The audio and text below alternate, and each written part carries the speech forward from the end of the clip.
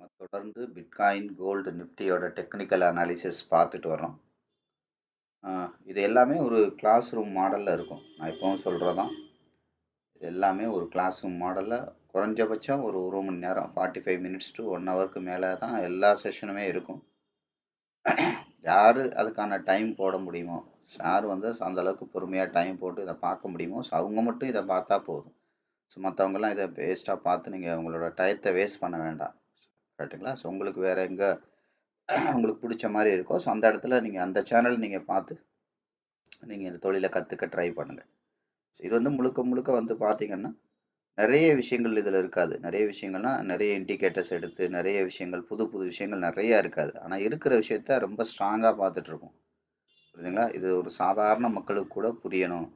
மார்க்கெட்டை எப்படி வந்து அடுத்தடுத்து மூவ் ஆகுது அப்படிங்கிறத ஈஸியாக அவங்க தெரிஞ்சுக்கணும்.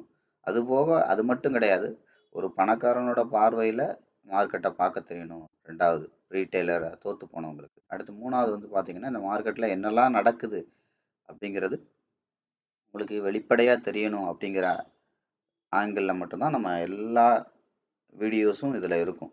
புரியுதுங்களா? ஸோ அதனால் வந்து பார்த்தீங்கன்னா, யாருக்கெல்லாம் ரொம்ப எளிமையாக யதார்த்தமாக ஒரு ப்ரைஸோட மூவ்மெண்ட்டை தெரிஞ்சுக்கணுமோ, ஸோ அவங்க மட்டும் இந்த சேனலை நீங்கள் பார்த்தா போதும். புரியுதுங்களா? ஸோ உங்களுக்கு இது பயனளிக்குதுன்னு நினைக்கிறவங்க மட்டும் இதை நீங்கள் பாருங்கள். ஸோ மற்றவங்களும் அவங்கள பார்த்து இந்த டயத்தை வேஸ்ட் பண்ண வேண்டாம். நம்ம தொடர்ந்து வந்து பார்த்தீங்கன்னா பிட்காயினோடது பார்த்துட்ருக்கோம். நீங்கள் எப்போவுமே வந்து பார்த்தீங்கன்னா ஒரு பிட்காயின், கோல்டு, நிஃப்டி இப்படி பார்க்காதீங்க எப்போவுமே. புரியுதுங்களா? ஸோ ஒரு ஒரு சார்ட்டை வந்து முதல்ல சார்ட்டாக ப்ரைஸாக மட்டும் பாருங்கள். இது பிட்காயினாக இருந்தாலும் இது இப்படி தான் மூவ் ஆகும். கோல்டாக இருந்தாலும் இப்படி தான் மூவ் ஆகும். நான் அடிக்கடி சொல்கிறதான், நீங்கள் இங்கே சார்ட் அனாலிசிஸ் இங்கே உள்ள விஷயம் உங்களுக்கு புரிஞ்சிருச்சு அப்படின்னா, உலகத்தில் சார்ட்டுன்னு சொல்லி எங்கெல்லாம் இருக்கோ அது எல்லாத்தையுமே நீங்கள் அனலைஸ் பண்ண முடியும். நான் ஏற்கனவே சொல்கிறதான், சார்ட்டுக்கு வச்ச பேர் தான், நாம் வச்சிருக்க பேர் தான் இது கோல்டு சார்ட்டு, இது பிட்காயின் சார்ட்டு. புரியுதுங்களா? இது வந்து நிஃப்டி சார்ட்டு, இப்படி வேறு வேறு சார்ட்டு. பட் மொத்தத்தில் ப்ரைஸ் தான் மார்க்கெட்டை லீட் பண்ணுறது. புரியுதுங்களா? ப்ரைஸும் அண்ட் வால்யூம். புரியுதுங்களா? ப்ரைஸ் தான் அந்த வால்யூம் அட்ராக்ட் பண்ணும். வால்யூம் தான் மார்க்கெட்டை லீட் பண்ணும். நான் ஏற்கனவே சொல்லியிருக்கேன், ப்ரைஸுங்கிறது ஒரு கார் மாதிரி, அதில் உள்ள வால்யூம் தான் அதில் உள்ள பெட்ரோல் மாதிரி அப்படிங்கிறது மாதிரி. ஸோ அதனால தான் வந்து பார்த்தீங்கன்னா, இது எதுவாக இருந்தாலும் தங்கம், தகரம், தக்காளி எதுவாக இருந்தாலும் இப்படி தான் ப்ரைஸ் ஆஃப் அட்ராக்ஷன் இருக்கும், இப்படி தான் கண்ட்ரோல் ஆஃப் ஃபியர் இருக்கும், இப்படி தான் ப்ரைஸ் ஆஃப் சாட்டிஸ்ஃபேக்ஷன் இருக்கும். அது ஒரு சைக்கிள். மார்க்கெட் வந்து ப்ரைஸ் ஆஃப் அட்ராக்ஷன் அப்படி அதில் ஆரம்பிக்குது அப்படின்னா ப்ரைஸ் ஆஃப் சாட்டிஸ்ஃபேக்ஷனில் தான் முடியும். மறுபடியும் ப்ரைஸ் ஆஃப் சாட்டிஸ்ஃபேக்ஷனில் முடியுது அப்படின்னா ப்ரைஸ் ஆஃப் அட்ராக்ஷனில் தான் வந்து மறுபடியும் கீழே முடியும். இதுதான் மார்க்கெட்டோட சைக்கிள். கரெக்டுங்களா? வாழ்க்கை ஒரு வட்டம் அப்படின்னு சொல்கிற மாதிரி இந்த சைக்கிளில் தான் அது முடியும். யாராலையும் இதை வந்து நிறுத்தவும் முடியாது, யாராலையும் இதை கட்டுப்படுத்தவும் முடியாது. அதனால தான் சொன்னேன், என்னதான் பெரிய பெரிய பிளேயர்ஸ் வந்து மார்க்கெட்டை மேனுவலாக ஆப்ரேட் பண்ணாலும், அவங்களோட கட்டுப்பாட்டில் இருந்தாலும் என்ன ஆகும், ஆட்டோமேட்டிக்காக யாரோட கண்ட்ரோல்லையும் இருக்காது. புரியுதுங்களா? யாரோட கண்ட்ரோல்லையும் மார்க்கெட் இருக்காது. அதது இடத்துக்கு போய்கிட்டே இருக்கும். அதனால தான் நீங்கள் முறையாக ஃபண்ட் மேனேஜ்மெண்ட் கிளியராக உங்களுக்கு பண்ண தெரியும், ட்ரேடிங் சிஸ்டம்ஸ் மல்டிப்புளாக உங்களுக்கு ஃப்ளேவர்ஸ் போட்டு பண்ண தெரியும் அப்படின்னா நீங்கள் இந்த தொழிலில் கண்டிப்பாக ஜெயிக்க முடியும். ரைட்டுங்க? அதனால தான் நான் அடிக்கடி சொல்லுவேன், ஒரு ஒரு ட்ரேடை அனலைஸ் பண்ணுறதுல சக்ஸஸ் கிடையாது. ஒரு ட்ரேடு நெகட்டிவாக போகும்போது, புரியுதுங்களா, நம்ம என்ன பண்ணுறோம் அப்படிங்கிறத வச்சு தான் நம்மளோட சக்ஸஸ் இருக்குது. ஒரு தொழிலை ஆரம்பிக்கிறதுல வெற்றி கிடையாது. அந்த தொழில் ஆரம்பித்து அது நமக்கு நெகட்டிவில் போகும்போது, நமக்கு எதிராக போகும்போது, இல்லை அந்த தொழில் நஷ்டத்தை நோக்கி போகும்போது அதை எப்படி ப்ராஃபிட்டாக கொண்டு வரணும், அதை எப்படி லாபகரமான தொழிலாக நடத்தணுங்கிற அந்த நிர்வாகத்தில் தான் தொழிலோட வெற்றியே இருக்க ஒழிய ஒரு தொழிலை ஆரம்பிக்கிறதுல கிடையாது. ஒரு தொழிலை யார் வேணாலும் ஆரம்பிக்கலாம், ஆனால் எல்லாருமே அந்த தொழிலை சக்ஸஸ்ஃபுல்லாக முடிக்க முடியாது. ஸோ அதுக்கான விஷயங்களை நீங்கள் தெரிஞ்சு வச்சா மட்டும்தான். நான் நேற்று உங்களுக்கு சொன்ன மாதிரி டெக்னிக்கல் ஃபண்டமெண்டலுங்கிறது ஒரு 20% தான். அதை நான் டெய்லி தான் சொல்லிட்டு இருக்கேன். நேற்று மட்டும் சொல்லலை, டெய்லி சொல்லிட்டு இருக்கேன். ஆனால் மீதம் உள்ள trading system, fund management, psychology இதுதான் 80 மார்க்கு சம்மந்த விஷயங்கள். அதனால தான் சொன்னேன், டெக்னிக்கலாக ஃபண்டமெண்டலாக ஒரு சார்ட்டை அடுத்து இங்கே தான் போகுது, இங்கே தான் வருது அப்படிங்கிறத கணிக்கிறதுலலாம் வெற்றி கிடையாது. ஆனாலும் அந்த டெக்னிக்கல் ஃபண்டமெண்டலில் கூட நம்ம ஃபுல் மார்க் எடுக்கிறோம். அதை கூட இவ்வளோ கிளாரிட்டியாக பார்க்குறோம். அப்போ அதுவே இவ்வளோ கிளாரிட்டியாக இருக்குன்னா மீத உள்ள விஷயங்கள் எவ்வளோ கிளாரிட்டியாக பண்ணுவோம். புரியுதுங்களா? அதனால தான் நான் அடிக்கடி சொல்லியிருக்கேன், நமக்கு ப்ராஃபிட் வரலன்னா பெரிய பணக்காரனு கூட ப்ராஃபிட் வராது. ஏன்னா அந்த அளவுக்கு டைட் பண்ணி நம்ம இந்த இந்த தொழிலில் வந்து நம்ம என்ன பண்ணுவோம், ஆட்டோமேட்டிக்காக ட்ரேடை எக்ஸிக்யூட் பண்ணுவோம், அதுக்கு தகுந்த மாதிரி ஃபண்ட் மேனேஜ்மெண்ட் பண்ணுவோம், அதுக்கு தகுந்த மாதிரி ட்ரேடிங் சிஸ்டம்ஸ் என்ன இடத்துக்கு தகுந்த மாதிரி போடுவோம் அப்படிங்கலாம் பண்ணும்போது நமக்கு ப்ராஃபிட்டு தான், நமக்கு தான் முதல்ல வரும் அப்படிங்கிற அளவு கூட நீங்கள் எடுத்துக்கலாம். ஸோ அதுதான் உண்மையும் கூட. அந்த அளவுக்கு மார்க்கெட்டை ரொம்ப டைட்டாக க்ளோஸாக நம்ம வந்து வாட்ச் பண்ணுவோம், ஐ மீன் மானிட்டர் பண்ணி அந்த அளவுக்கு நம்ம எக்ஸிக்யூஷன் வந்து கிளியராக இருக்கும். ஸோ அதனால் நம்ம தொடர்ந்து பார்க்கலாம். ஸோ நேற்று வந்து பார்த்தீங்க அப்படின்னா 1 ஹவர் பார்க்கும்போது நேற்று ஒரு மார்க்கெட் வந்து அதிகபட்சம் இங்கேருந்து இங்கே செல்லர் கொண்டு வந்திருக்காங்க. இதை கனெக்ட் பண்ணோம், இதோட 50% லைன் இங்கே இருக்குது. அது போக 15 நிமிஷத்தோட கனெக்ட் பண்ணோம், அதோடது இங்கே இருக்குது. அதுக்கப்புறம் 5 மினிட்டோடது கனெக்ட் பண்ணோம், இது வந்து இந்த இடத்துல இருக்குது. அப்போ 3 50% லைன் இங்கே இருந்துச்சு. நேற்று வந்து பார்த்தீங்கன்னா மார்க்கெட் வந்து நம்ம இந்த லெவலில் தான் நேற்று பார்த்துருந்தோம். அப்போ நேற்று பார்க்கும்போது நம்ம வீடியோ போடும்போது மார்க்கெட் வந்து ஒரு 7:30 அந்த கேண்டில்கிட்ட இருந்துச்சு. ஒரு 7:30 அந்த கேண்டில்கிட்ட இருந்துச்சு. நம்ம என்ன சொன்னோம், அதிகபட்சம் மார்க்கெட் வந்து கீழே வந்தால் இதை உடச்சி போகக்கூடாது, மேலே போனால் இதை தாண்டி போனால் மட்டும்தான் மேலே போக முடியும். இல்லைன்னா இந்த 5 மினிட்ஸில் முதல்ல ஃபியூல் போட்டுட்டு மார்க்கெட் வந்து கீழே வருதான்னு செக் பண்ணணும். இப்படி 2-3 விஷயங்கள் நம்ம வந்து கிளியராக சொன்னோம். ஸோ இப்போ என்ன பண்ணலாம், இப்போ ஒவ்வொன்றா பார்க்கலாம். புரியுதா? ஸோ இப்போ ஒவ்வொன்றா பார்த்துட்டு இன்றைக்கி மார்க்கெட் வந்து என்ன மாதிரி போகிறதுக்கு வாய்ப்பு இருக்குது, அடுத்து மார்க்கெட்டோட நகர்வுகள் எப்படி இருக்குது அப்படிங்கிறத பார்க்கலாம். நீங்கள் எப்போவுமே இதை பிட்காயின்னு எடுத்து பார்க்காதீங்க ஸ்பெசிஃபைடாக. முதல்ல ஒரு வேலை எப்படியெல்லாம் அடுத்தடுத்து போகுது அப்படின்னு பாருங்கள். நிறைய பேர் சொல்கிறது என்ன, பிட்காயின் தனியாக போடுங்க, நிஃப்டிக்கு தனியாக போடுங்க, கோல்டுக்கு தனியாக போடுங்க, இந்த மாதிரி இன்னும் நிறைய சார்ட்டெல்லாம் எடுத்து போடுங்கன்றீங்க. கரெக்டு தான். எல்லா சார்ட்டையும் தனித்தனியாக பார்க்குறத விட இருக்கிற ஒரு சார்ட்டோட ப்ரைஸை மட்டும் பாருங்கள். எல்லா சார்ட்டோட ப்ரைஸும் இப்படி தான் மூவ் ஆகும். ஏன்னா எல்லா இடத்துலையும் ஹியூமன் சைக்காலஜி ஒன்று தான், எமோஷன் ஒன்று தான். நான் அடிக்கடிக்கு சொல்கிறது தான், இங்கே நம்ம ஒரு 100 ரூபா கீழே கிடந்தா எடுப்போம், அதே மாதிரி அமெரிக்காலையும் கீழே கிடந்தா எடுக்கத்தான் செய்வாங்க. புரியுதா? அந்த சைக்காலஜி ஒன்று தான். குனிஞ்சு அந்த 100 ரூபாய் எடுக்கிற மாதிரி அங்கேயும் எடுக்க தான் செய்வாங்க. சைக்காலஜி ஒன்று தான். புரியுதுங்களா? எல்லா இடத்துலையும் அந்த ப்ரைஸ் தான் வால்யூமை அட்ராக்ட் பண்ணும், அந்த வால்யூம் தான் மார்க்கெட்டை லீட் பண்ணும். இது எல்லா இடத்துலையும் காமன். அதனால தான் உலகத்தில் சார்ட்டுன்னு சொல்லி எங்கெல்லாம் இருக்கோ அங்கெல்லாம் இந்த விஷயம் வேலை செய்யும். இதை வச்சு நீங்கள் ஜெயிக்க முடியும் அப்படிங்கிறத நான் சொல்லியிருக்கேன். அதாவது என்ன அர்த்தம், டெக்னிக்கலாக நீங்கள் ஜெயிக்க முடியும், முழுசாக இதை ட்ரேட் பண்ணி ஜெயிக்க முடியாது. அது 20% தான். அதில் நான் எந்த இடத்துலையும் மாற்றி சொல்ல மாட்டேன், ஏன்னா அதான் உண்மை. நான் தவறுதலாக சொன்னால் கூட நீங்கள் அதை ஏற்றுக்க வேண்டாம். இதில் உள்ள விஷயங்கள் 20% பயன்படும் உங்களோட வெற்றிக்கு, அவ்வளோதான். நல்ல ஒரு தொடக்கத்துக்கு பயன்படும், அவ்வளோதான். ஆனால் இதை வச்சு ஜெயிக்க முடியுமா, இதை வச்சு லாபம் சம்பாதிக்க முடியுமா, இதை வச்சு உங்கள் கேபிட்டலை வளர்க்க முடியுமானா கண்டிப்பாக முடியாது. சும்மா டெம்பரவரியாக வளர்க்குற மாதிரி தெரியும், பட் நீண்ட காலத்தில் உங்களுக்கு ஓவரால் லாஸ் தான் வரும். அதனால தான் நான் ஒவ்வொரு இடத்துலையும் நான் திரும்ப திரும்ப சொல்கிறேன். ஸோ அப்போ என்ன நடந்திருக்கு, மார்க்கெட் வந்து பார்த்தீங்கன்னா நேற்று வந்து நம்ம ஒரு 7:30க்கு பார்க்கும்போது இந்த இடத்துல இருக்குது. அப்போ இது இன்னும் மேலே தான் போகுது, ஃபர்தராக மேலே தான் போகுது. அப்படின்னா என்ன பண்ணக்கூடாது, நான் 7:30க்கு இந்த இடத்துல பார்த்தோம், இந்த இடத்துல தான் இருந்துச்சு. அப்போ இங்கேருந்து பையர் கொண்டு போன இந்த இதுக்கு நம்ம ட்ரா பண்ணுறோம். அப்போ ட்ரா பண்ணும்போது என்ன நடந்திருக்கு பாருங்கள் கிளியராக. இங்கேருந்து பையர் வேகமாக கொண்டு போனாங்க. அப்போ திரும்ப என்ன பண்ணாங்க, இங்கேருந்து வந்து இந்த 50% லைனை தொடாமல் திரும்பி இருக்கு. தொடாமல் மீன்ஸ் என்ன அர்த்தம், விக்கு தொட்டிருக்கும். ஏன்னா விக்கு தொடுறதுங்கிறது என்னது, பையரோட தான். கீழே உள்ள விக்கு பையருக்கு தான் சொந்தம். இந்த பாடி தொடுறது தான் செல்லர் தொட்டதா அர்த்தம். புரியுதுங்களா? பாடி தொட்டு ஃபைனலாக முடிக்கும் போது என்ன பண்ணியிருக்கு, ஆட்டோமேட்டிக்காக இடையில என்ன வேணாலும் நடந்திருக்கலாம், நமக்கு முடிக்கும் போது என்ன நடந்திருக்கு, இந்த 50% லைனை விக்கு தான் தொட்டிருக்கு, பாடி தொடலை. அப்போ தொடாமல் போயிட்டு, சரியா கவனிங்க. ஒவ்வொரு விஷயத்தையும் கொஞ்சம் கேர்ஃபுல்லாக ஸ்டெப் பை ஸ்டெப்பாக வாட்ச் பண்ணுங்கள், சார்ட் உங்களோட பேசும். அப்போ தொடாமல் மேலே போச்சு. அப்போ மேலே போகிற மார்க்கெட்டு இப்போ இது மேலே தான் போகுதுன்னா என்ன பண்ணணும், இதோட 50% தாண்டி மேலே போகணும். அல்லது இந்த இது கேண்டில் படி இதோட ஓவரால், இதோட ட்ரெண்ட் படி ஓவரால் 50% தாண்டி மேலே போகணும். அல்லது கேண்டில் படி இந்த இடத்துல கேண்டில் அனாலிசிஸ் பண்ணோம்னா லாஸ்ட்டாக தொட்ட கேண்டில் இது, விக்கு வச்ச தொட்ட கேண்டில் இது, 50% தாண்டி மேலே போகக்கூடாது. மூணாவது பேட்டர்ன் படி பார்த்தோன்னா இந்த அதிகபட்சம் போன பாடி விக்கை தாண்டி மேலே போகணும்.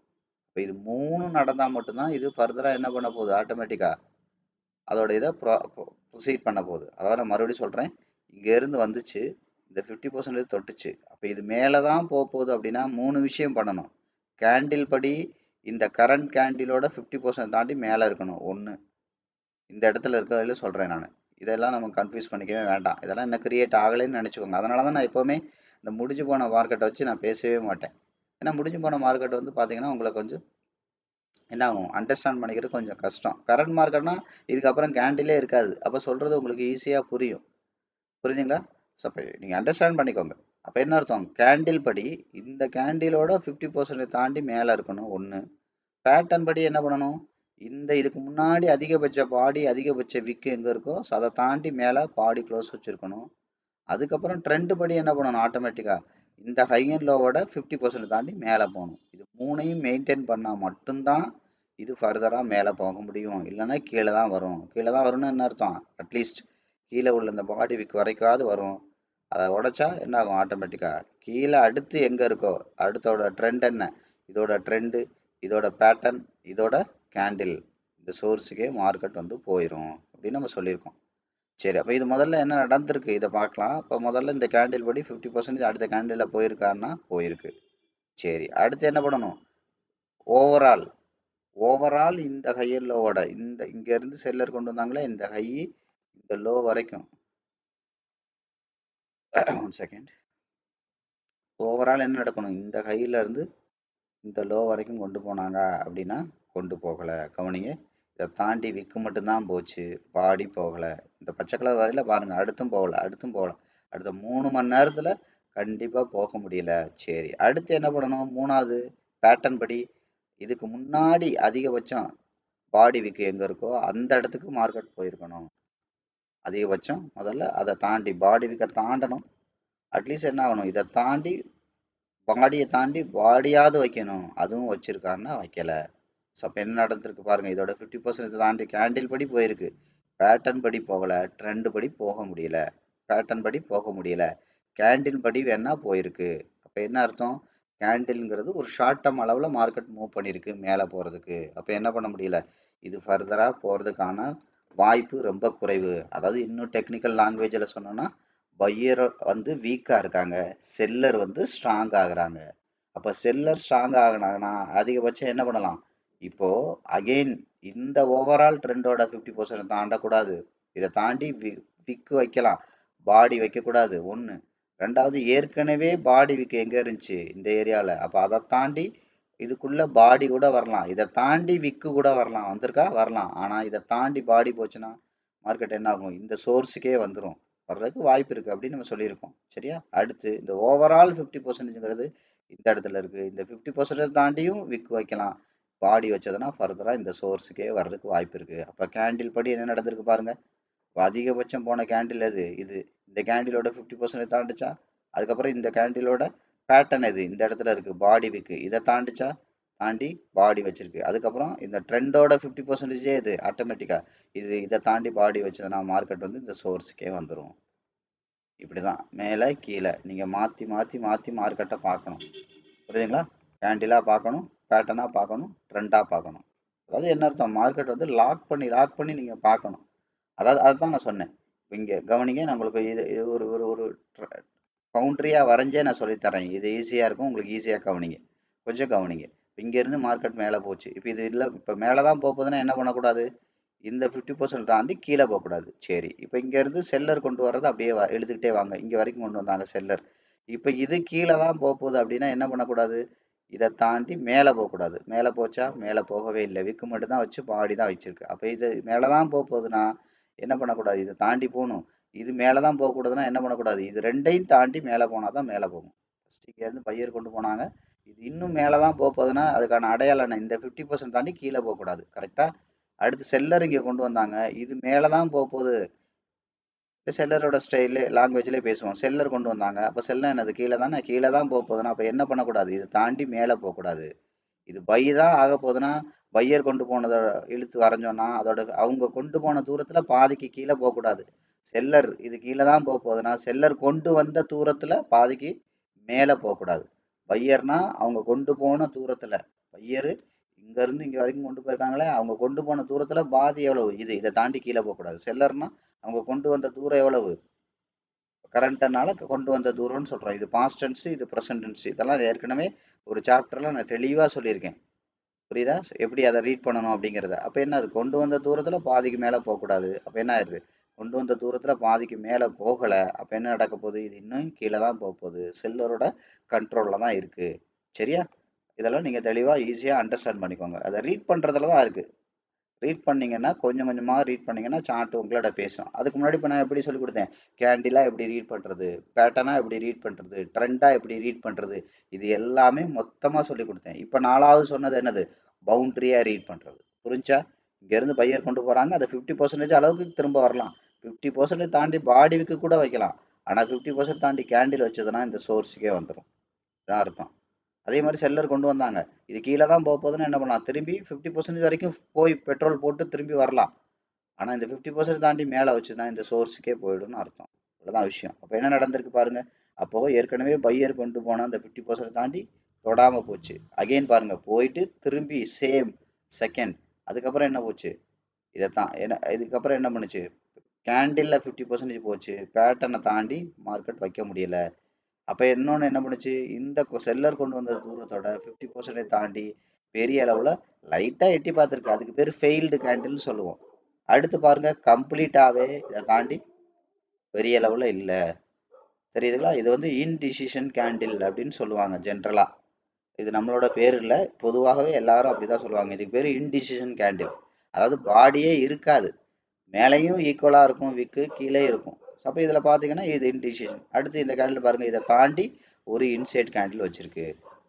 புரியுதா? இப்போ இன்சைட் கேண்டில் இருக்குது. அப்போ என்ன அர்த்தம், அடுத்த 3 மணி நேரமாக இந்த செல்லர் கொண்டு போன தூரத்தை தாண்டி பையரால் கொண்டு போக முடியல. செல்லர் கொண்டு வந்த தூரத்தோட 50% தாண்டி பையரோட கொண்டு போக முடியல. அப்படின்னா என்ன அர்த்தம், இன்னும் செல்லர் தான் ஸ்ட்ராங்காக இருக்காங்க. இங்கேருந்து இங்கே போய் செல்லரு இங்கே ஃபியூல் போட்டு மறுபடியும் திரும்பி வர்றாங்க. அப்போ திரும்பி வரும்போது என்ன பண்ணுவாங்க, ரொம்ப அக்ரெசிவாக கண்டிப்பாக இதை உடைப்பாங்க. ஏன், தடவை வந்திருக்கு தொடாமல் திரும்பி இருக்கு, 2வது தடவையும் தொடாமல் திரும்பிருக்கு, 3வது தடவை பாருங்க இதை உடைப்பாங்க. கண்டிப்பாக உடைச்சி இப்போ என்ன பண்ணுறாங்க, தொட்டு திரும்புகிறாங்க.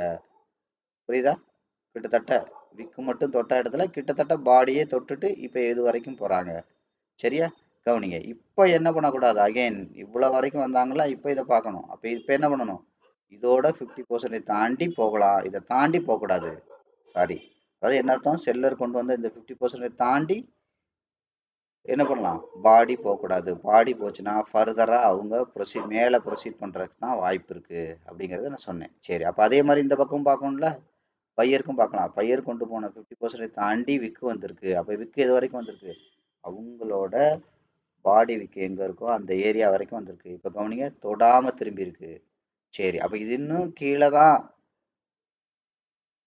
புரியுதுங்களா? அப்போ இது இன்னும் கீழே தான் போக போகுது அப்படின்னா அடுத்து என்ன பண்ணணும், இந்த ஏற்கனவே செல்லர் கொண்டு வந்த இந்த தூரம் இருக்கு இல்லையா, இதோட 50% லைன் இருக்கு இல்லையா, இந்த 2 50% லைனை தாண்டி மேலே போகக்கூடாது.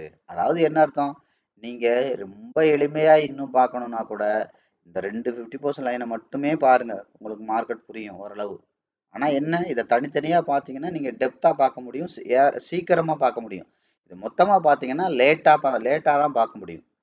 நீங்கள் அதை லேட்டாக தெரிஞ்சுக்கலாம். ஆனால் வந்து பார்த்தீங்கன்னா ஏர்லி ஸ்டேஜில் நீங்கள் எந்த அளவுக்கு பார்க்குறீங்களோ, எவ்வளோ நுணுக்கமாக பார்க்குறீங்களோ அந்த அளவுக்கு தான் அது உங்களுக்கு ட்ரேடுக்கு பயன்படும். பஸ்ஸு போனவுடனே பஸ் ஸ்டாண்டுக்கு போய் புண்ணியம் கிடையாது. புரியுதுங்களா? எத்தனை மணிக்கு பஸ் வரும்னு தெரிஞ்சுக்கிட்டு அட்வான்ஸாக போய் அங்கே நிற்கிறது தான் யூஸு. அதே மாதிரி தான் மார்க்கெட்டை எவ்வளோ சீக்கிரமாக, எவ்வளோ நுணுக்கமாக, எவ்வளோ ஏர்லியாக, எவ்வளோ கிளாரிட்டியாக பார்க்குறீங்களோ அதில் தான் உங்களோட 20% சக்ஸஸ் இருக்குது. புரியுதா? அப்போ என்ன பண்ணும், ஆட்டோமேட்டிக்காக இதை தாண்டி மேலே போகக்கூடாது. செல்லர் கொண்டு வந்த தூரத்தோட 50% தாண்டி மேலே போகக்கூடாது. சரியா? அப்போ இது படி பாருங்கள், நான் ஏற்கனவே சொன்னதான், கேண்டில் படி 50% போயிருக்கு, பேட்டர்ன் படி போயிருக்கா, போகலை, ட்ரெண்டு படி 50% கூட வெளியில் அவுட் சைட் கேண்டில் வச்சிருக்கு. சரி, அப்போ இது என்ன பண்ணணும், இது இன்னும் மேலே தான் போகுது அப்படின்னா கவனிங்க, இப்போது இந்த இடத்தோட 50% லைன் இங்கே இருக்கு இல்லையா, இந்த ஓவரால் போனது, அப்போ அதை தாண்டி வெளியில் வரக்கூடாது, அவுட் சைட் கேண்டில் வைக்கக்கூடாது. அப்போ பாருங்கள், 2வது தடவை அவுட் சைட் கேண்டில் வச்சிருக்கு. அப்போ அவுட் சைட் கேண்டில் வச்சா என்ன பண்ணும், ஏற்கனவே தொடாமல் திரும்பிச்சு, இப்போ பாடியை தொட்டுட்டு திரும்பும். புரியுதா? பாருங்க, இந்த இடத்துல ஏற்கனவே மட்டும் தான் வந்திருக்கு, அதுக்கு பேர் தான் தொடாம திரும்புறது. நான் சொல்லியிருக்கேன், தொடுறதுன்னா என்ன, பாடி தொடுறது தான் செல்லர் தொடுறது, விக்கு தொடுறது பையரோட கண்ட்ரோலில் தான் மார்க்கெட் இருக்கு. கீழே இருக்கிற விக்கு பையருக்கு சொந்தம், மேலே இருக்கிற விக்கு செல்லருக்கு சொந்தம். பாடி பச்சை கலராக இருந்தால் பையருக்கும், சிகப்பு கலராக இருந்தால் செல்லருக்கும் சொந்தம். அப்போ தொடாமல் திரும்பி இருக்கு. இதை பாருங்க, பாடியே கிட்டத்தட்ட இடத்துல வந்து தொட்டுட்டு திரும்பி இருக்கு. அப்போ இந்த கீழே உள்ள சோர்ஸ் எல்லாம் கவனிங்க, மேலே போச்சு, அகெயின் ஒரு தடவை வந்துச்சு, தொடாமல் திரும்பிச்சு, பாடி தொட்டுட்டு திரும்பிச்சு, அகெயின் பாருங்க தொடாமல் திரும்புது. இந்த இடத்த கடைசி வரைக்கும் போராடுவாங்க. அதெல்லாம் நீங்க மானிட்டர் பண்ணிட்டே இருக்கணும். அதனால தான் சொன்னேன். பாடி விக்கு ரொம்ப முக்கியம். ரொம்ப முக்கியம். ஒரு பவுண்டரியில கீழே உள்ள பாடி விக்கு பையரு, மேலே உள்ள பாடி செல்லரு, அது 2 பேருக்கும் சொந்தமான இடம். அந்த இடத்த மறுபடியும் ட்ரை பண்ணுவாங்க. மல்டிபிள் டைம்ஸ் ட்ரை பண்ணிட்டு தான் முடியல அப்படின்னு சொல்லி மார்க்கெட் அங்கேருந்து மேலே அக்ரெசிவாக போகும். அதாவது என்ன அர்த்தம்? அந்த இடத்துல மார்க்கெட் சுருங்கும் போது மார்க்கெட் பிளாஸ்ட் ஆகும். அது கீழேயும் பிளாஸ்ட் ஆகும், மேலேயும் பிளாஸ்ட் ஆகும். சரியா? அப்போ கவனிங்க. அடுத்து என்ன நடந்திருக்கு? அப்போ இந்த இடம் வந்திருக்கு. அப்போ இங்கே இருந்த செல்லர் கவனிங்க, மார்க்கெட்டை இவ்வளோ தூரம் வரைக்கும் இப்போ கொண்டு வந்துட்டாங்க. இப்போ என்ன பண்ணக்கூடாது? செல்லர் இங்கேருந்து இதோட 50% வரைக்கும் போகலாம். இந்த 50% தாண்டி வெளியில் அவுட் சைட் கேண்டில் வச்சுட்டாங்கன்னா பையர் ஸ்ட்ராங் ஆயிடுவாங்க, செல்லர் வீக் ஆயிடுவாங்க. அப்போ பையர் இங்கே ஸ்ட்ராங் ஆச்சுன்னா என்ன அர்த்தம்? இதுக்கு மேலே இருக்குது இப்போ பேட்டர்ன். இந்த பேட்டர்னையும் உடைப்பாங்க. இதோட சோர்ஸ் ட்ரெண்ட் எங்கே இருக்குது? இந்த இடத்துல இருக்குது. இந்த சோர்ஸையும் தொடுவாங்க. இந்த பேட்டர்னை கண்டிப்பாக உடைப்பாங்க. அதாவது என்ன அர்த்தம்? ஒவ்வொரு தடையும் அதை தொட்டுட்டு தொட்டுட்டு போகிறாங்க, பாடியே வச்சுட்டாங்கன்னு நடக்கும். அட்லீஸ்ட் இந்த பேட்டர்னையாவது உடைப்பாங்க. ஒரு கேண்டில் வந்து என்னது அதோட எக்ஸ்டென்ஷன் கேண்டில் வந்து சக்ஸஸ் ஆயிருச்சுன்னா அட்லீஸ்ட் பேட்டர்னையாவது தொடும். பேட்டர்னே பிரேக் பண்ணிட்டாங்க அப்படின்னா கட்டாயம் அதோட ட்ரெண்டையாவது தொடுவாங்க. அதான் அர்த்தம். தொட்டுட்டு போகிறது போகாது, அப்புறம் தொடவாது செஞ்சுருவாங்க. புரியுதுங்களா? தொடவாது செய்வாங்க. அப்போ இதை கவனிங்க. இந்த ட்ரெண்டு ஆரம்பித்த இடத்துக்கே அதோட சோர்ஸுக்கே வந்துட்டாங்க. அப்போ இந்த இடத்துல மறுபடியும் ட்ரை பண்ணுங்க. அதிகபட்சம் மறுபடி என்ன நடந்திருக்கு? இந்த இடத்துல விக்கு மட்டுமே போட்டிருக்காங்க. தெரியுதா? 1 2 3 4 கிட்டத்தட்ட 4 மணி நேரம். அதுக்கப்புறம் ஒரு 4 மணி நேரம், 8 மணி நேரம் இந்த இடத்துக்குள்ள பையரும் செல்லரும் ஸ்ட்ராங்காக அதோட வார் நடந்திருக்கு. அதெல்லாம் நீங்கள் கிளியராக பார்க்கணும். பார்க்க சார்ட் உங்களோட பேசும். அப்போ என்ன நடந்திருக்கு பாருங்க. அப்போ இங்கே இருந்த பையர் கவனிங்க. ஏற்கனவே பையர் செல்லர் எங்கே இருந்தாங்க? இங்கே வரைக்கும் இருந்தாங்களே. இங்கே இருந்த பையரு இப்போ என்ன பண்ணிட்டாங்க? இங்கே வரைக்கும் கொண்டு வந்திருக்காங்க. நான் ஒவ்வொரு விஷயத்தையும் நான் சொல்கிறேன், உங்களுக்கு க்ளீனாக கவனிங்க. அப்போ செல்லர் வந்து லாஸ்ட்டாக இவ்வளோ தான். அப்போ புதுசாக பையர் என்ன ஆரம்பிச்சிருக்காங்க? இங்கேருந்து இந்த இடம் வரைக்கும் இப்போ பையர் கொண்டு வந்திருக்காங்க. அப்போ அதோட 50% லைன் எங்கே இருக்குது? இந்த இடத்துல இருக்குது. அப்போ இது இன்னும் மேலே தான் போக போகுது. அப்படின்னா என்ன பண்ணக்கூடாது? இந்த 50% இப்போ ஒரு பவுண்டரியாகவே ஸ்ட்ராங்காக ஒரு கயறு மாதிரியே அந்த இடத்துல வந்துருச்சு. இப்படி இதெல்லாம் நீங்கள் கவனிக்கணும். இதெல்லாம் நான் ஏற்கனவே ஒரு சாப்டரை சொல்லியிருக்கேன். 50% லைன் வரும்போது அந்த 50% லைன் ரொம்ப தூரமாக இருக்கா, பக்கத்தில் இருக்கா, இதெல்லாம் நீங்கள் பார்க்கணும். ரொம்ப பக்கத்தில் இருக்குது அப்படின்னா ஸ்ட்ராங் ஆயிடுச்சு, அதை உடைக்க முடியாதுன்னு அர்த்தம். தூரமாக இருக்குன்னா மறுபடி அதுக்குள்ளே மார்க்கெட் வரும்னு அர்த்தம். ப்ரைஸ் வரும், வந்து ஸ்ட்ராங்காக அக்குமுலேட் பண்ணி தான் போகும்னு அர்த்தம். பக்கமாக இருக்குது அப்படின்னா என்னாச்சு? இந்த 50% லைன்லாம் ஒரு கயிறு மாதிரி பக்கத்தில் இருக்குது அப்படின்னா மார்க்கெட் வந்து அந்த இடத்த உடைக்காம ஃபர்தராக மேலே தான் ப்ரொசீட் பண்ணுறதுக்கு வாய்ப்பு இருக்குது அப்படின்னு அர்த்தம். அப்போ என்ன இருக்குது? இது வரைக்கும் பையர் கொண்டு போனாங்க. அப்போ என்ன பண்ணணும்? முதல்ல இதை கேண்டில் அனலைஸ் பண்ணுங்கள். இந்த இடத்தோட பாடி வீக்கை தாண்டி மேலே போச்சுன்னா மட்டும்தான் இது மேலே போகும். அது பிறகு ட்ரெண்டை அனலைஸ் பண்ணுங்கள். ஆட்டோமேட்டிக்காக இந்த 50% தாண்டி கீழே வந்தால் மட்டும்தான் இது கீழே போகும், இல்லைன்னா இது மேலே தான் போகும். அதுக்கப்புறம் பேட்டர்ன் எங்கே இருக்குது? கீழே பாடி வீக்கு இங்கே இருக்குது. இந்த இடத்த தாண்டி இதுக்குள்ள பாடி விக்கு இந்த இடத்துல பச்சை கலர்கிட்ட தான் இருக்குது. அப்போ என்ன பண்ணுது? கவனிங்க. இதை தாண்டி இதை போயிட்டு மறுபடியும் என்ன பண்ணலாம்? இதுக்குள்ளே பாடி வைக்கலாம், இல்லை விக்கு கூட வைக்கலாம். இதை தாண்டி கூட விக்கு வைக்கலாம். ஆனால் இதை தாண்டி பாடி வச்சா மட்டும்தான் என்ன ஆகும்? மார்க்கெட் வந்து கீழே வரும். இல்லைன்னா என்ன நடந்திருக்கு பாருங்க. போயிட்டு திரும்ப வந்துட்டு தொடாமல் திரும்பி இருக்கு. ஒவ்வொரு தடவை இப்படி 3 4 தடவை ட்ரை பண்ணியிருக்கு. அதுக்கப்புறம் என்ன பண்ணுவோம்? ஆட்டோமேட்டிக்காக பல தடவை அப்படி இடிச்சு ட்ரை பண்ணி பார்ப்பாங்க. முடியலைன்னா செல்லர் வீக் ஆயிட்டாங்க அப்படின்னு அர்த்தம். மார்க்கெட் செட்டில் ஆயிடுச்சு அப்படின்னு அர்த்தம். மறுபடியும் என்ன பண்ணுவாங்க? பையர் ஸ்ட்ராங் ஆவாங்க. அப்போ பையர் ஸ்ட்ராங் ஆகுதுன்னா என்ன தெரியணும்? இந்த தொட்ட அதிகபட்ச கேண்டிலோட 50% தாண்டி முதல்ல போகணும். ரெண்டாவது இதோட பாடி வீக்கு எங்கே இருக்குது? இந்த பாடி வீக்குக்குள்ளே என்ன ஆகும்? ஏற்கனவே பாடி எங்கே போயிருக்கு? பச்சை கலர் பாடி இங்கே போயிருக்கு. அதை தாண்டி பாடி போகணும். அதுக்கப்புறம் என்ன பண்ணணும்? இதை தாண்டி விக்கு போகணும் அல்லது பாடி போகணும். பாடி போயிடுச்சு. அப்போ என்ன நடந்துச்சு? ஆட்டோமேட்டிக்காக இது வரைக்கும் கொண்டு போன பையர் இப்போ இங்கே கொண்டு வந்துட்டாங்க. கவனிச்சிங்கன்னா தெரியும்.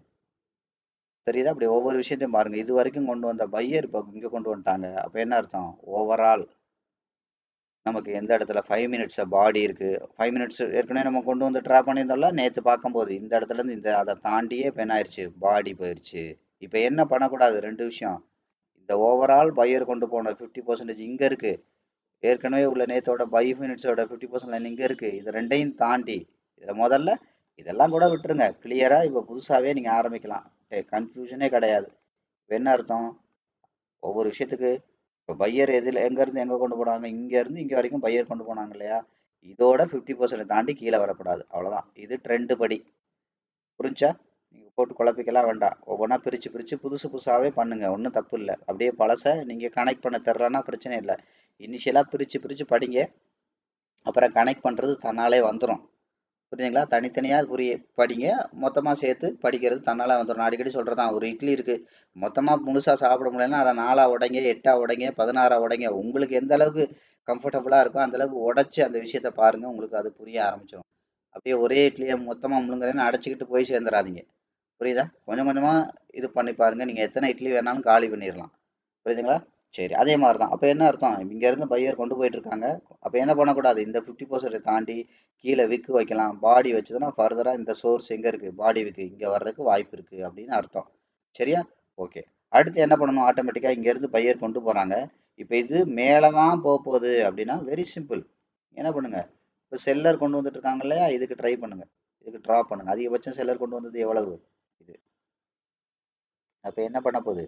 இது மேலே தான் போக போகுது அப்படின்னா இது ரெண்டு விஷயமும் நடக்கணும். ரெண்டு விஷயமும் நடக்கணும். இது மேலே தான் போகுதுன்னா, ஒன்று பையர் கொண்டு போன இந்த 50% தாண்டி கீழே வரக்கூடாது. அதுக்கப்புறம் என்ன பண்ணணும்? செல்லர் கொண்டு வந்த இந்த 50%, செல்லர் கொண்டு வந்த தூரத்தில் இந்த 50% லைனை தாண்டி இது மேலே தான் இருக்கணும். இதை தாண்டி கீழே இருக்கணும். இந்த 50% லைனை தாண்டி மேலே இருக்கணும். செல்லரோட டிஸ்டன்ஸை விட, அவங்களோட 50% விட பையர் மேலே மெயின்டைன் பண்ணணும். அது மாதிரி பையரோட டிஸ்டன்ஸில் பையர் மேலே தான் போக போகுதுன்னா கீழே மெயின்டைன் பண்ணக்கூடாது.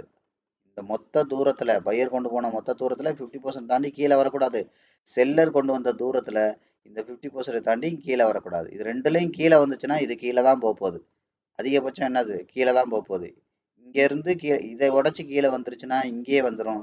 இதை உடைச்சிருச்சுன்னா இந்த சோர்ஸுக்கே வந்துடும். அப்போ இது மேலே தான் போக போகுதுன்னா என்ன பண்ணணும்? இதை தாண்டியும் மேலே இருக்கணும், இதை தாண்டியும் மேலே இருக்கணும். அப்போ இதை தாண்டியும் கீழே வரக்கூடாது, இதை தாண்டியும் கீழே வரக்கூடாது. புரிஞ்சா நான் சொல்கிறது? கீழே ரெண்டு ரெண்டு அதனால தான் சொன்னேன், ரெண்டு ஃபிபனாசி. ரெண்டுக்கும் கீழே இருந்தால் மார்க்கெட் கீழே வர்றதுக்கு தான் ட்ரை பண்ணுது. ரெண்டுக்கும் மேலே இருந்தால் மட்டும்தான் மார்க்கெட் மேலே போக போகுது.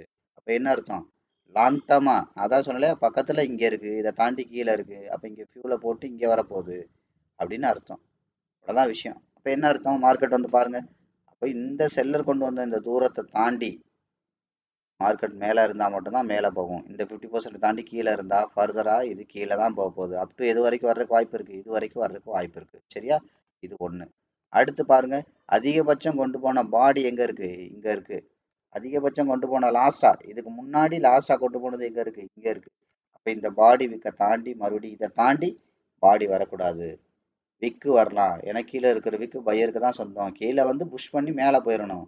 அப்படி இதை தாண்டி பாடி வச்சதுன்னா கட்டாயம் என்ன ஆகும்? இங்கே இந்த 50%க்கே வந்துடும் அர்த்தம். சரியா? அடுத்து என்ன பண்ணக்கூடாது? இந்த ஓவரால் ட்ரெண்டில் அட்லீஸ்ட் இது வரைக்கும் வரலாம். இதை தாண்டி வந்துச்சுன்னா மார்க்கெட் என்ன ஆகும்? அதோட சோர்ஸுக்கே வந்துடும். அதாவது என்ன அர்த்தம் தெரியுமா? இதான் அர்த்தம். முதல்ல கவனிங்க, நான் மறுபடியும் சொல்கிறேன். மொத்தமாக பையர் கொண்டு போன தூரம் இருக்கு இல்லையா? இப்போ செல்லர் கொண்டு வந்துட்டு இருக்க தூரத்தை தாண்டி மார்க்கெட் 50% கீழே இருக்க இருக்க இருக்க இருக்க என்ன ஆகும்?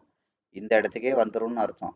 அதாவது என்ன அர்த்தம்? ஒரு கேண்டில் அனாலிசிஸ் பண்ணீங்கன்னா புரியுதுங்களா? மார்க்கெட்டு 25 போகுமா அப்படிங்கிறத கண்டுபிடிச்சிடலாம். இந்த மொத்த பவுண்டரியில் 25, 50, 75, 100 இருக்கு இல்லையா? அப்போ 25 போகுமான்னு கண்டுபிடிச்சிடலாம். ஒரு பேட்டர்ன் அனாலிசிஸ் மார்க்கெட் உடைச்சது அப்படின்னா மார்க்கெட் அதோட 50 போகுமான்னு கண்டுபிடிச்சிடலாம். ஒரு 50யை உடைச்சது அப்படின்னா மார்க்கெட் வந்து அந்த ட்ரெண்டோட சோர்ஸுக்கே போகுமான்னு கண்டுபிடிச்சிடலாம். அப்போ நம்ம என்ன பண்ணோம்? கேண்டில் அனலைஸ் பண்ணோம். ஏற்கனவே இருந்த பாடி விற்கது இது. பாடியை தாண்டி விற்க தாண்டி கேண்டில் உடைச்சதுன்னா இந்த 50%க்கே வந்துரும்னு அர்த்தம். அப்போ அதை கன்ஃபார்ம் பண்ணிக்கிறதுக்கு என்னது? செல்லர் கொண்டு வந்த தூரத்தை ட்ரை பண்ணுறோம். மேலேருந்து கீழே செல்லர் கொண்டு வந்தது அப்படி இழுத்துக்கிட்டே வர்றோம். கீழே வர வர இழுத்துக்கிட்டே வர்றோம். அப்போ என்ன பண்ணக்கூடாது? அதோட 50% தாண்டி மேலே போச்சு அப்படின்னா மார்க்கெட் மேலே தான் போக போகுது. அதாவது என்ன அர்த்தம்? எதுக்கு வேணாலும் நீங்கள் வரைங்க. அந்த வரைஞ்சதோட 50% தாண்டி, அதாவது என்ன அர்த்தம்? பையினா இதை கொஞ்சம் தெளிவாக கவனிங்க, புரிஞ்சிடும். பையினா என்ன பண்ணணும்? மார்க்கெட் மேலே போகணும். அதோட 50% தாண்டி கீழே வந்துச்சுன்னா மேலே இருக்கிற வரைக்கும் தான். இது மேலே இந்த 50% லைன் இங்கே இருக்குல்ல, இது மேலே இருக்கிற வரைக்கும் தான் பையரோட கண்ட்ரோலில் இது இருக்குன்னு அர்த்தம். பையர் ஸ்ட்ராங்காக இருக்காங்கன்னு அர்த்தம். இதுக்கு எப்போ கீழே வருதோ அப்போ செல்லர் ஸ்ட்ராங் ஆயிடுறாங்க. அதாவது என்ன அர்த்தம்? பையர் வீக் ஆயிடுறாங்க. ட்ரெண்டே செல் ஆயிருதுன்னு அர்த்தம். இது மேலே இருக்கிற வரைக்கும் தான் அது பை ட்ரெண்டில் இருக்குது. இது ஓவர் வேல்யூவில் இருக்கிற வரைக்கும் தான் பை ட்ரெண்டு. இது அண்டர் வேல்யூக்கு வந்துருச்சுன்னா செல்லே செல் ட்ரெண்டுன்னு அர்த்தம். ஐ மீன் ட்ரெண்டே செல் ட்ரெண்டுன்னு அர்த்தம். புரியுதா நான் சொல்கிறது? அதே மாதிரி தான். அப்போ அதே மாதிரி தான் ரெண்டுக்கும் வரைகிறோம். அப்போ என்ன வரைகிறோம் ஆட்டோமேட்டிக்காக இங்கேருந்து, அப்போ இங்கேருந்து பையர் கொண்டு போயிட்டு இது வரைக்கும் கொண்டு போயிருக்காங்களா, அப்போ என்ன பண்ணலாம் ஆட்டோமேட்டிக்காக இதோட 50% வரைக்கும் வரலாம். 50% தாண்டுச்சுன்னா என்ன பண்ணும் ஆட்டோமேட்டிக்காக இந்த சோர்ஸுக்கே வந்துடும் அர்த்தம், ட்ரெண்டே செல் ஆயிரும்னு அர்த்தம். புரியுதா? ஓகே. அப்போ இப்போ செல்லர் இங்கேருந்து கொண்டு வந்துட்டு இருக்காங்க இல்லையா, பையர் கொண்டு போனது கொண்டு வந்துட்டு இருக்குது, இது முடிஞ்ச மார்க்கெட்டு, இது கரண்ட் மார்க்கெட்டு, இது பாஸ்ட் டென்ஸ், இது ப்ரெசன்ட் டென்ஸ். அப்போ இங்கே கொண்டு வந்துட்டு இருக்காங்க இல்லையா, இதோட 50% ட்ரா பண்ணுங்க, இது வரைக்கும் கொண்டு வந்திருக்காங்க. இப்போ இதை என்ன பண்ணணும், இதை தாண்டி மேலே போச்சுன்னா இந்த ட்ரெண்டே பை ட்ரெண்டுன்னு அர்த்தம். புரியுதா நான் சொல்றது? இப்போ இதை தாண்டி கீழே இருக்கிறதுனால என்ன பண்ணுது, இந்த இந்த கரண்ட் செல்லரோட ட்ரெண்டே செல்லா இருக்கு, அதான் அர்த்தம். அப்போ இது 50% கீழே தான் இருக்கு. அப்போ என்ன பண்ண போகுது, இந்த சோர்ஸை உடைச்சு ஃபர்தராக கீழே தான் போக போகுதுன்னு அர்த்தம். அப்போ இது மேலே தான் போக போகுதுன்னா என்ன பண்ணணும், நீ என்னத்தையோ பண்ணிக்க கீழே, இந்த 50% லைனை தாண்டி மேலே போ. அப்போ உன் ட்ரெண்டே செல்லர் ட்ரெண்டு பையரோட கண்ட்ரோலில் மார்க்கெட் இருக்கு அப்படின்னு நான் நம்புகிறேன். அப்போ இப்போ என்ன அர்த்தம், ஓவரால் மார்க்கெட் வந்து பையரோட கண்ட்ரோலில் தான் இருக்குது. ஏன் 50%க்கு மேலே இருக்குது. ஆனால் ஷார்ட் டேர்மில், லாங் டேர்மில் பையரோட கண்ட்ரோலில் இருக்குது. ஷார்ட் டேர்மில் என்ன இருக்குது, இந்த 50% லைனுக்கு கீழே இருக்குது. அப்போ என்ன பண்ணுது, இங்கேருந்து போன மார்க்கெட்டு இங்கே போய் ஃபியூலை போட்டுட்டு இங்கே வருது. அப்போ இதை உடச்சி கீழே கேண்டில் வச்சுன்னா ஃபர்தராக இன்னும் கீழே வரும், ஃபர்தராக இன்னும் கீழே வரும். இவ்வளோதான் மார்க்கெட்டு. இப்படி நீங்கள் ரீட் பண்ணிங்கன்னா போதும். இவ்வளோதான் விஷயம். சரி, இப்போ நம்ம என்ன பண்ணலாம், அதே மாதிரி ஒட்டு மொத்தத்துக்கு போகலாம். இப்போ கரண்டாக மார்க்கெட்டை உடச்சி ரொம்ப கிளியராக பார்த்துருக்கோம், கிட்டத்தட்ட அரை மணி நேரம் பார்த்துருக்கோம், ரொம்ப யூஸ்ஃபுல்லான விஷயங்கள்லாம் பண்ணியிருக்கோம். அது மாதிரி நிறைய விஷயங்களை கனெக்ட் பண்ணியிருக்கோம். தனித்தனியாக எப்படி பார்க்குறது அப்படிங்கிறத கேட்னில், பேட்டர்ன், ட்ரெண்டு, அதுக்கப்புறம் பவுண்ட்ரி எல்லாமே கிளியராக பார்த்துருக்கோம். இந்த இந்த சாப்டரில் இருக்கிற ஒவ்வொரு வீடியோவும் நீங்கள் பாருங்கள். அந்த இன்னைக்கு நான் என்ன சொல்லியிருக்கேன்றதை அடுத்து நீங்கள் என்ன பண்ணுங்கள், சார்ட்டாக எடுத்து அடிக்கடி ஃபாலோ பண்ணி, இதை பிட்காயின்னு பார்க்காதீங்க, நீங்கள் ஏதாவது ஒரு சார்ட்டில் நீங்கள் அனலிஸ்ட் ஆகுங்க, பயங்கர டீப் ஆகுங்க. அதே தான் எல்லா சார்ட்டுக்கும். கார் ஓட்டுறவன் என்ன பண்ணுவான், இன்னைக்கு ஒரு காரு, நாளைக்கு ஒரு காரு, நாளை கழிச்சு ஒரு காரு, அடுத்த நாள் ஒரு காருன்னு ஓட்ட வேண்டிய அவசியம் இல்லை. கிடைச்ச காரை தெளிவாக ஓட்டி ஓட்டி ஓட்டி ஓட்டி ப்ராக்டிஸ் பண்ணால் போதும். உங்களால் எந்த காரை கொடுத்தாலும் உங்களால் ஓட்ட முடியும். இதான் விஷயம். இந்த மாதிரி யதார்த்தத்தை புரிஞ்சுக்கோங்க. நிறைய பேர் குழந்தைத்தனமாக கேட்குறீங்க, சார் இதை பார்த்தோன்னா நான் நிஃப்டியில் பண்ண முடியுமா, கமாடிட்டியில் பண்ண முடியுமா, ஃபோரெக்ஸில் பண்ண முடியுமான்னு கேட்குறீங்க. உங்களுக்கு இந்த அடிப்படையே தெரில, உங்களை அந்த மாதிரி மாற்றி வச்சுட்டாங்க. இதுக்கு தனியாக ட்ரைனிங்கு, அதுக்கு தனியாக ட்ரைனிங், இதுக்கு தனியாக ட்ரைனிங்னு உங்களை சொல்லி அது தப்பு கிடையாது. புரியுதா? உங்களை அப்படியே குழந்த மாதிரி மாற்றி வச்சுட்டாங்க. அதான் நான் சொன்னேன், இந்த மார்க்கெட்டில் நீங்கள்லாம் எல்கேஜி பால்வாடின்னு சொல்லுவேன். எல்கேஜி கூட கொஞ்சம் டீசெண்டாக இருக்குது. பால்வாடி போவீங்க, அங்கே ஏதாவது முட்டையை தருவாங்க, தின்னுவிட்டு அங்கேயே விழுந்து படுத்து எழுந்திரிச்சிட்டு வருவீங்க. இதான் நீங்கள் படிக்கிறது, அவ்வளோதான். நீங்கள் அங்கே படிக்க போகல, ஏதோ பொழுதுபோக்க போயிருக்கீங்க. அதே மாதிரி தான். அதனால தான் சொல்லுவேன், நீங்கள் இது வரைக்கும் என்ன படிச்சிருக்கீங்களோ இந்த மார்க்கெட்டில் அதெல்லாம் பால்வாடி. ஏன், நீங்கள் ரீட்டைலரோட மைண்ட் செட்டில் படிச்சிருக்கீங்க. பணக்காரனோட மைண்ட் செட்டில் நீங்கள் படித்தா மட்டும்தான் நீங்கள் இங்கே உருப்படியாக படிக்கிறீங்கன்னு அர்த்தம். பணக்காரோட மார்க்கெட்டை நீங்கள் பார்த்தா மட்டும்தான் நீங்கள் உருப்படியாக ஏதோ உங்களுக்கு கற்றுக்குறீங்கன்னு அர்த்தம். அது மற்றது எல்லாமே நீங்கள் நல்ல ரீட்டைலராக இருக்கிறதுக்கு, நல்லா தோற்று போகிறதுக்கு. புரியுதா? நான் அடிக்கடி சொல்லுவேன், எல்லா பள்ளிக்கூடமும் நல்ல வேலைக்காரனை உருவாக்குதுங்கிற மாதிரி. நான் அடிக்கடி சொல்லுவேன், அதான் உண்மை. ஒரு பள்ளிக்கூடம் ஒரு தொழிலதிபரை உருவாக்காது. எந்த பள்ளிக்கூடமும் பணத்தை பற்றி சொல்லிக் கொடுக்காது. எந்த பள்ளிக்கூடமும் வாழ்க்கையை பற்றி சொல்லிக் கொடுக்காது. எல்லா பள்ளிக்கூடமும் நீங்கள் நல்ல வேலைக்காரனாக இருக்கிறதுக்கு எப்படின்றத சொல்லிக் கொடுக்கும். அதுக்கு தான் உங்களை ட்ரெயின் பண்ணும். அதே மாதிரி தான் வெளியில் உள்ள எல்லா ட்ரைனிங்கும் நீங்கள் உங்களை வந்து நல்ல ஒரு ரீட்டைலராக, இந்த மார்க்கெட்டில் தோற்று போகிற 99% பேரில் நீங்கள் சிறப்பானவராக இருக்கிறதுக்கு தான் உங்களை ட்ரெயின் பண்ணுமே ஒழிய, அந்த ஜெயிக்கிற ஒரு ஆளாக உங்களை ட்ரெயின் பண்ணாது. அதனால தான் சொன்னேன், இது எல்லாமே பணக்காரங்களோட பார்வையில் நீங்கள் பார்க்க ஆரம்பிக்கணும் அப்படின்னு நான் சொன்னேன். சரி, இப்போ நம்ம ஒட்டு மொத்தமாக பார்க்கலாம். இப்போ என்ன நடந்திருக்கு, இப்போ பையர் ஏற்கனவே இது வரைக்கும் இங்கேருந்து இங்கே வரைக்கும் செல்லர் கொண்டு வந்துட்டாங்க. இது பாஸ்ட் டென்ஸ். இப்போ என்ன நடந்துட்டு இருக்கு, பையர் என்ன பண்றாங்க, இங்க இருந்து இங்க வரைக்கும் கொண்டு போயிட்டு இருக்காங்க. இது ப்ரெசன்ட் டென்ஸ். எது வரைக்கும் கொண்டு போயிருக்காங்க, கொண்டு போயிட்டு இருக்காங்க. கரெக்டா? Present tense. அப்போ ஓவராலா என்ன நடந்திருக்கு பாருங்க, இந்த 50%க்கு கீழே இருக்கு, அண்டர் வேல்யூல இருக்கு. புரியுதா? செல்லரோட கண்ட்ரோல்ல தான் மார்க்கெட் இருக்கு. கரெக்டா? ஆனா இப்போ ஷார்ட் டேர்மா கரண்டா என்ன இருக்கு, இந்த 50%க்கு மேல இருக்கு. அப்போ இது என்ன பண்ணணும் ஃபர்தரா, இந்த 50% லைனை தாண்டி மறுபடியும் செல்லர் கொண்டு வந்தா மட்டும்தான், ஷார்ட் டேர்மாவும் கொண்டு வந்தா மட்டும்தான் என்ன ஆகும், இது ஃபர்தரா இந்த சோர்ஸுக்கே வரும். இந்த சோர்ஸ் எங்க இருக்கு, பாடி விக்கு இங்க இருக்கு, இங்க வரும். அப்போ இதை தாண்டி மேலே இருக்கும் பட்சத்தில், இப்போ லாஸ்ட்டாக எங்கே இருக்குது இதோட லைனு, இந்த லைனை தாண்டி மேலே அவுட் சைட் கேண்டில் வச்சதுன்னா மார்க்கெட் இன்னும் மேலே போகும். அகெயின் இதோட 50% தாண்டி வரக்கூடாது. புரியுதா? வந்துச்சுன்னா என்ன ஆகும், ஃபர்தராக கீழே தான் போகிறதுக்கு வாய்ப்பு இருக்குது. அகெயின் இந்த மேலே உள்ள லைனை தாண்டி கொண்டு போயிட்டாங்கன்னா இது ஃபர்தராக மேலே தான் போகிறதுக்கு வாய்ப்பு இருக்குது. இப்படி தான் நாங்கள் மார்க்கெட்டை என்ன பண்ணணும், உடச்சி ரீட் பண்ணணும். இது வந்து ட்ரெண்டாக பண்ணணும். சரி, அப்போ இந்த இடத்துல ட்ரெண்டாக ஓகே. இப்போ இந்த இடத்துல மார்க்கெட்டை அடுத்து என்ன பண்ணணும், கேண்டிலாக ரீட் பண்ணுங்கள். அப்போ கேண்டிலாக ரீட் பண்ணால் என்ன வரும், இதே விஷயத்த நீங்கள் என்ன பண்ணலாம், இன்னும் போயிட்டு ரொம்ப ஷார்ட்டாக கூட பண்ணலாம். கேண்டிலாக ரீட் பண்ணணும் கூட அவசியம் கிடையாது. ஆட்டோமேட்டிக்காக என்ன பண்ணலாம், இதே இதை 5 மினிட்டுக்கு 15 மினிட்டுக்கு அங்கே போய் டவுன் ட்ரேட் பண்ணி பண்ணலாம். அதையும் நீங்கள் பண்ணலாம். இல்லைன்னா இதே இடத்துல என்ன பண்ணலாம், ஆட்டோமேட்டிக்காக கேண்டில் பேட்டர்னும் பண்ணலாம். அப்போ கேண்டில் படி என்ன நடந்திருக்கு கவனிங்க. அப்போ லாஸ்ட்டாக போன பாடி விக்கு எங்கே இருக்குது, இதுதான் அதிகபட்சம் போன மேலே உள்ள பாடி. அப்போ இது அதிகபட்சம் போன பாடி இது. அப்போ இந்த பாடியை தாண்டி பாடி கீழே வரக்கூடாது. இந்த விக்கை தாண்டி கீழே விக்கு வரலாம், ஏன்னா அது பையருக்கு சொந்தம். எப்போ இந்த பாடியை தாண்டி கீழே சிகப்பு கலர் பாடி வருதோ, அவுட் சைட் கேண்டில் வருதோ, அது இப்போ என்னாகும், கட்டாயம் இந்த 50% வந்தே தீரும். புரியுதா? அப்போ இங்கே மார்க்கெட் இங்கே இருக்கையிலே இங்கே வருமானதை இங்கேயே கணிக்கிறோம். அதான் கேண்டில் அனாலிசிஸ், அதான் பேட்டர்ன் அனாலிசிஸ். சரி, இதுக்கு முன்னாடி பேட்டர்ன் எங்கே இருக்குது, பேட்டர்னா என்னது, ஏ பேட்டர்ன் ஃபஸ்ட்டு இங்கே இருந்துச்சு, ரெண்டாவது இங்கே இருந்துச்சு. புரியுதுங்களா? இதெல்லாம் இன்சைட் பேட்டர்ன், இதை கண்டுக்க தேவையில்லை. மூணாவது எங்கே இருக்குது, இங்கே தான் இருக்குது. அப்போ என்ன பண்ணணும், இந்த இடத்த தாண்டி இந்த பாடி விக்கு இதை தாண்டிச்சு அப்படின்னா மார்க்கெட் எங்கே வந்துடும், இங்கே இந்த 50%க்கு வந்துடும். இப்படிதான் முதல்ல கேண்டில் படி புரிஞ்சா, அடுத்து பேட்டர்ன் படி, அடுத்து ட்ரெண்டு படி. அப்போ ட்ரெண்டு படி இதை உடைச்சுனா என்ன பண்ணும், ஆட்டோமேட்டிக்காக இந்த சோர்ஸுக்கே வந்துடும். அதான் விஷயம். கேண்டில், பேட்டர்ன், ட்ரெண்டு 3 புரிஞ்சா உங்களுக்கு? இப்படி தான் மார்க்கெட்டை வந்து நீங்கள் ரீட் பண்ணிகிட்டே இருக்கணும். கொஞ்சம் கொஞ்சமாக ரீட் பண்ணணும். அப்போ என்ன அர்த்தம், அப்போ செல்லர் கொண்டு வந்த தூரம் இது. அப்போ இது மேலே தான் போக போகுது அப்படின்னா என்ன பண்ணக்கூடாது, இந்த லோவை உடைக்கக்கூடாது. அதான் அர்த்தம். இது மேலே தான் போக போகுது அப்படின்னா இந்த லோவை உடைக்கக்கூடாது. அதே மாதிரி இதை அடுத்து கவனிங்க. இப்போ இது பையர் கொண்டு போயிட்டுருக்கா கரண்ட் மார்க்கெட்டு. அப்போ இது கீழே தான் வரப்போகுதுன்னா என்ன பண்ணக்கூடாது, இந்த ஹையை உடைக்கக்கூடாது. இதை உடைச்சா தான் இங்கே வந்துடும். புரியுதுங்களா? இதை உடைக்கக்கூடாது. இந்த லோவை உடைச்சா தான் ஃபர்தராக கீழே போகும். அப்போ இது மேலே தான் போக போகுதுன்னா இந்த லோவை உடைக்கக்கூடாது. இப்போ என்ன பண்ணக்கூடாது, இப்போ இது மேலே தான் போக போகுதுன்னா இந்த 50%ஏ உடைக்கக்கூடாது. இந்த 50% இந்த இதை உடைக்கக்கூடாது. உடைச்சதுன்னா என்ன ஆகும், இந்த பவுண்ட்ரிக்குள்ளே வந்துடும். அப்போ ஆட்டோமேட்டிக்காக என்ன ஆகும், இந்த பவுண்ட்ரியோட சோர்ஸ் எங்கே இருக்குது, இன்னும் கேண்டில் படி, இன்னும் சுருக்கி பார்த்தா பேட்டர்ன் கேண்டில் படி எங்கே இருக்குது, இங்கே இருக்குது. அப்போ இந்த இடத்துக்கே வந்துடும். இவ்வளோதான் விஷயம்.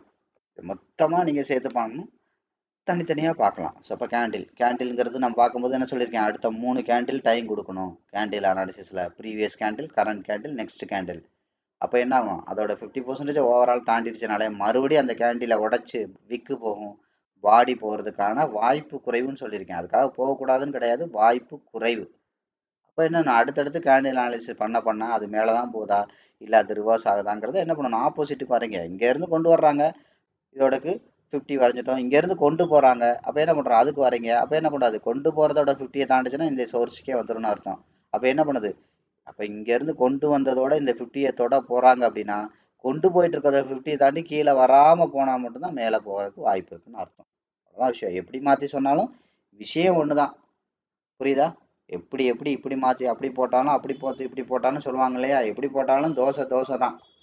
புரியுதா? இங்கிட்டு பெரட்டி போட்டு வேக வச்சாருன்னா அங்கிட்டு போட்டு பெரட்டி போட்டு வேக வச்சாருன்னா அதே மாதிரி தான்.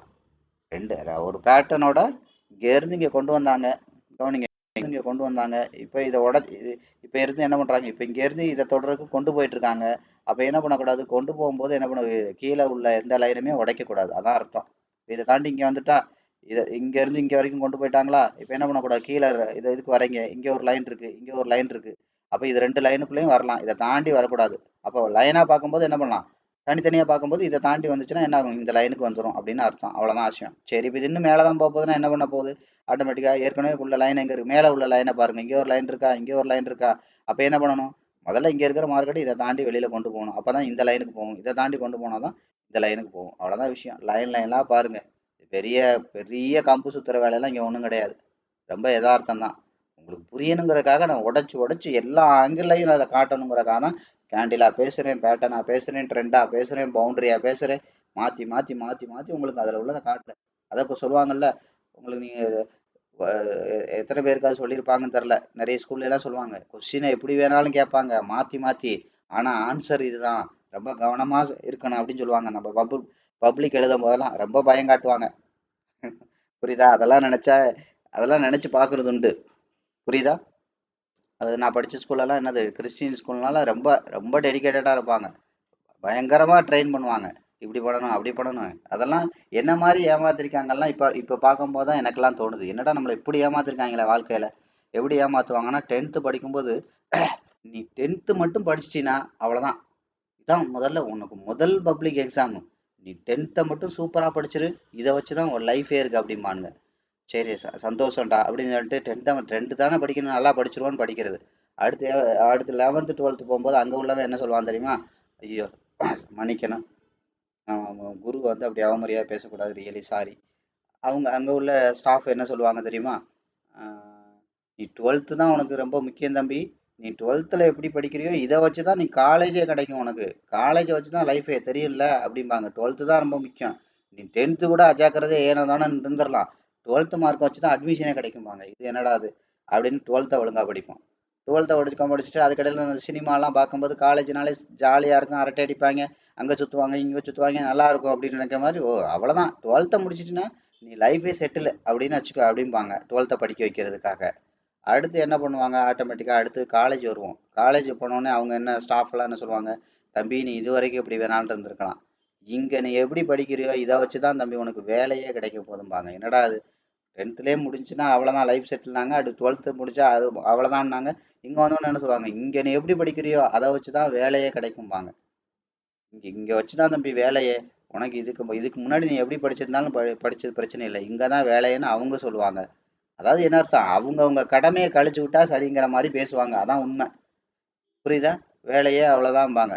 இதே சொல்றவங்க எப்படி எப்படி சொல்லியிருக்கணும், தம்பி 10th வந்துட்ட, இப்போதான்ப்பா உன் வாழ்க்கையே ஆரம்பிக்குது, இந்த இடத்துல இருந்து உன் வாழ்க்கையே தொடங்குதுன்னு வச்சுக்க. இந்த தொடக்கத்தை நீ ஒழுங்கா பண்ண இதை விட கேர்ஃபுல்லா 12th இருக்கணும், இதை விட கேர்ஃபுல்லா காலேஜில் இருக்கணும், அப்பதான் தம்பி உனக்கு நல்ல வேலை கிடைக்கும்னு எவனாவது ஓப்பனா சொல்லியிருந்தா நம்ம என்ன பண்ணியிருப்போம், எல்லாருமே கொஞ்சம் அலர்ட் ஆயிருப்போம். அவங்கவுங்க கடமையை கழிக்கிறதுக்காக நீ 10th மட்டும் ஒழுங்கா படிச்சா போதும், அடுத்து 12th வந்தோடனே 12th மட்டும் ஒழுங்கா படிச்சா போதும், அடுத்து என்ன பண்ணும், நீ காலேஜை மட்டும் ஒழுங்கா படிச்சா போதும், இப்படி சொல்லி சொல்லி சொல்லி அவங்கவுங்க கடமையை கழிக்கிறதுக்காக கொஞ்சம் கொஞ்சமா அப்படி தள்ளி விட்டா போதுங்கிறதுக்காக கடைசி வரைக்கும் யாருமே உண்மையை சொல்றது. இப்பதான் தம்பி உனக்கு வாழ்க்கையே ஆரம்பிக்குது, இதுல இருந்தா உனக்கு வாழ்க்கையே ஆரம்பிக்குது, இதுல இருந்து நீ என்ன பண்ணணும், கஷ்டப்பட்டு படிக்க தயாரா இருக்கணும்.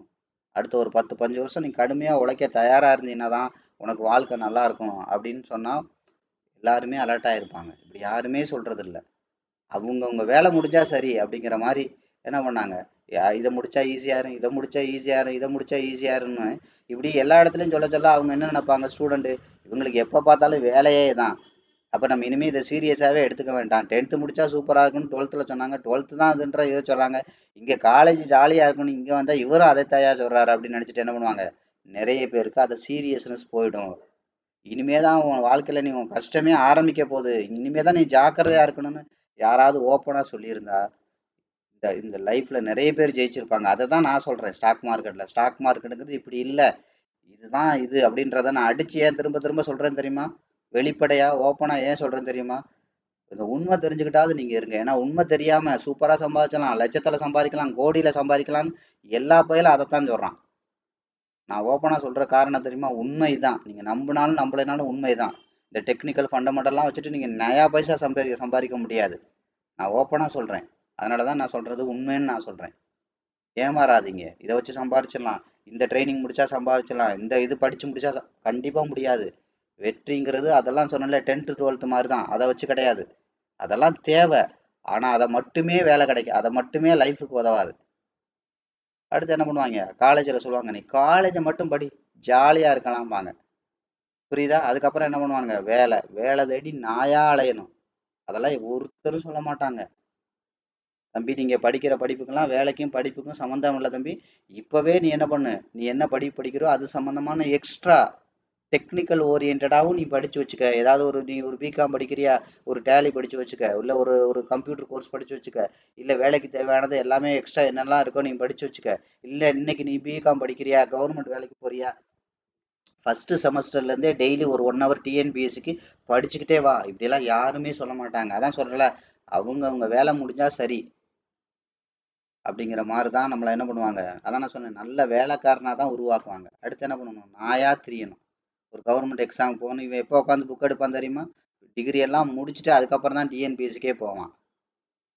இவங்க டிஎன்பிஎஸ்சி ரெடி பண்ணுறக்குள்ளே இவங்களுக்கு அப்புறம் 2 பேட்ச் வந்துடும். அப்போ கிட்டத்தட்ட 2,00,000 பேர் 6,00,000 பேரோட போட்டி போடணும். இப்போ அங்கேயும் வேலை கிடைக்காது. எவனுமே அட்வான்ஸாக சொல்கிறது இல்லை. அதில் உள்ள உண்மையாக சொல்கிறதே இல்லை. எல்லாருமே மறைச்சு மறைச்சு மறைச்சு சொல்லி சொல்லி சொல்லி தான் நிறைய பேரோட வாழ்க்கை சீரழிஞ்சு போய் கிடக்கு. படிக்கிற விஷயத்திலே இது ஆரம்பிக்குது. அடுத்து என்ன பண்ணணும்? டிஎன்பிஎஸ்சி எல்லாம் படிக்கணும்னா நீங்கள் என்ன பண்ணணும்? ஃபர்ஸ்ட் இயர் படிக்கும் போதே நாள்ல இருந்தே டெய்லி 1 மணி நேரம் டெடிகேட்டடாக படிக்கணும். கன்சிஸ்டன்சி. நான் சொன்னேன் இல்லையா, தொடர் விடாமுயற்சி. முயற்சி பண்ணக்கூடாது, விடாமுயற்சியும் பண்ணக்கூடாது. தொடர் விடாமுயற்சி பண்ணணும். ஃபெயிலியர் வந்ததுக்கு அப்புறமும் அதை விடாம பண்ணணும். அதான் தொடர் விடாமுயற்சி. அப்போ நீங்கள் ஐஏஎஸ்லாம் படிக்கணும்னா என்ன பண்ணணும்? 8ஆவதுல இருந்தே டெய்லி ஒரு 1 ஹவர் படிக்க ஆரம்பிக்கணும். இது ஒவ்வொரு ஸ்டேஜுக்கு இருக்கு. கவர்மெண்ட் வேலைக்கெல்லாம் போகணும்னு நினச்சி யாரோ உங்கள் பசங்கள்லாம் இருக்காங்கன்னா டிகிரி ஃபர்ஸ்ட் இயர்லேருந்து படிக்க சொல்லுங்க. டிஎன்பிஎஸ்சி பேப்பரை நிறைய கொஸ்டின் பேப்பர் வந்துடும், எழுதலாம். 10th 12th நிறைய டிஎன்பிஎஸ்சி இருக்குது. அதெல்லாம் எழுதிக்கிட்டே இருக்க என்ன வந்துடும்? இவங்க ஏதாவது ஒரு வேலைக்கு டிகிரி முடிக்கிறதுக்குள்ளே வேலைக்கு போயிடலாம். டிகிரி முடிச்சோடனே ப்ரொமோஷனும் போயிடலாம். இல்லை அகைன் குரூப் 1 இந்த மாதிரி பெரிய பெரிய எக்ஸாம்ஸ் எழுதி அடுத்தடுத்த பெரிய பெரிய என்ன சொல்கிறது, ஆர்டிஓ, இந்த மாதிரி டிஎஸ்பி, இந்த மாதிரி பெரிய பெரிய வேலைக்கே போயிடலாம். புரியுதுங்களா? இதெல்லாம் அட்வான்ஸாக ட்ரை பண்ண. அதனால தான் சொல்கிறேன், இதெல்லாம் வேலைக்கே ஆகாது. இதெல்லாம் 20% விஷயங்கள் தான். அதுக்கப்புறம் என்ன பண்ணணும்? வேலை தேடி அலையணும்.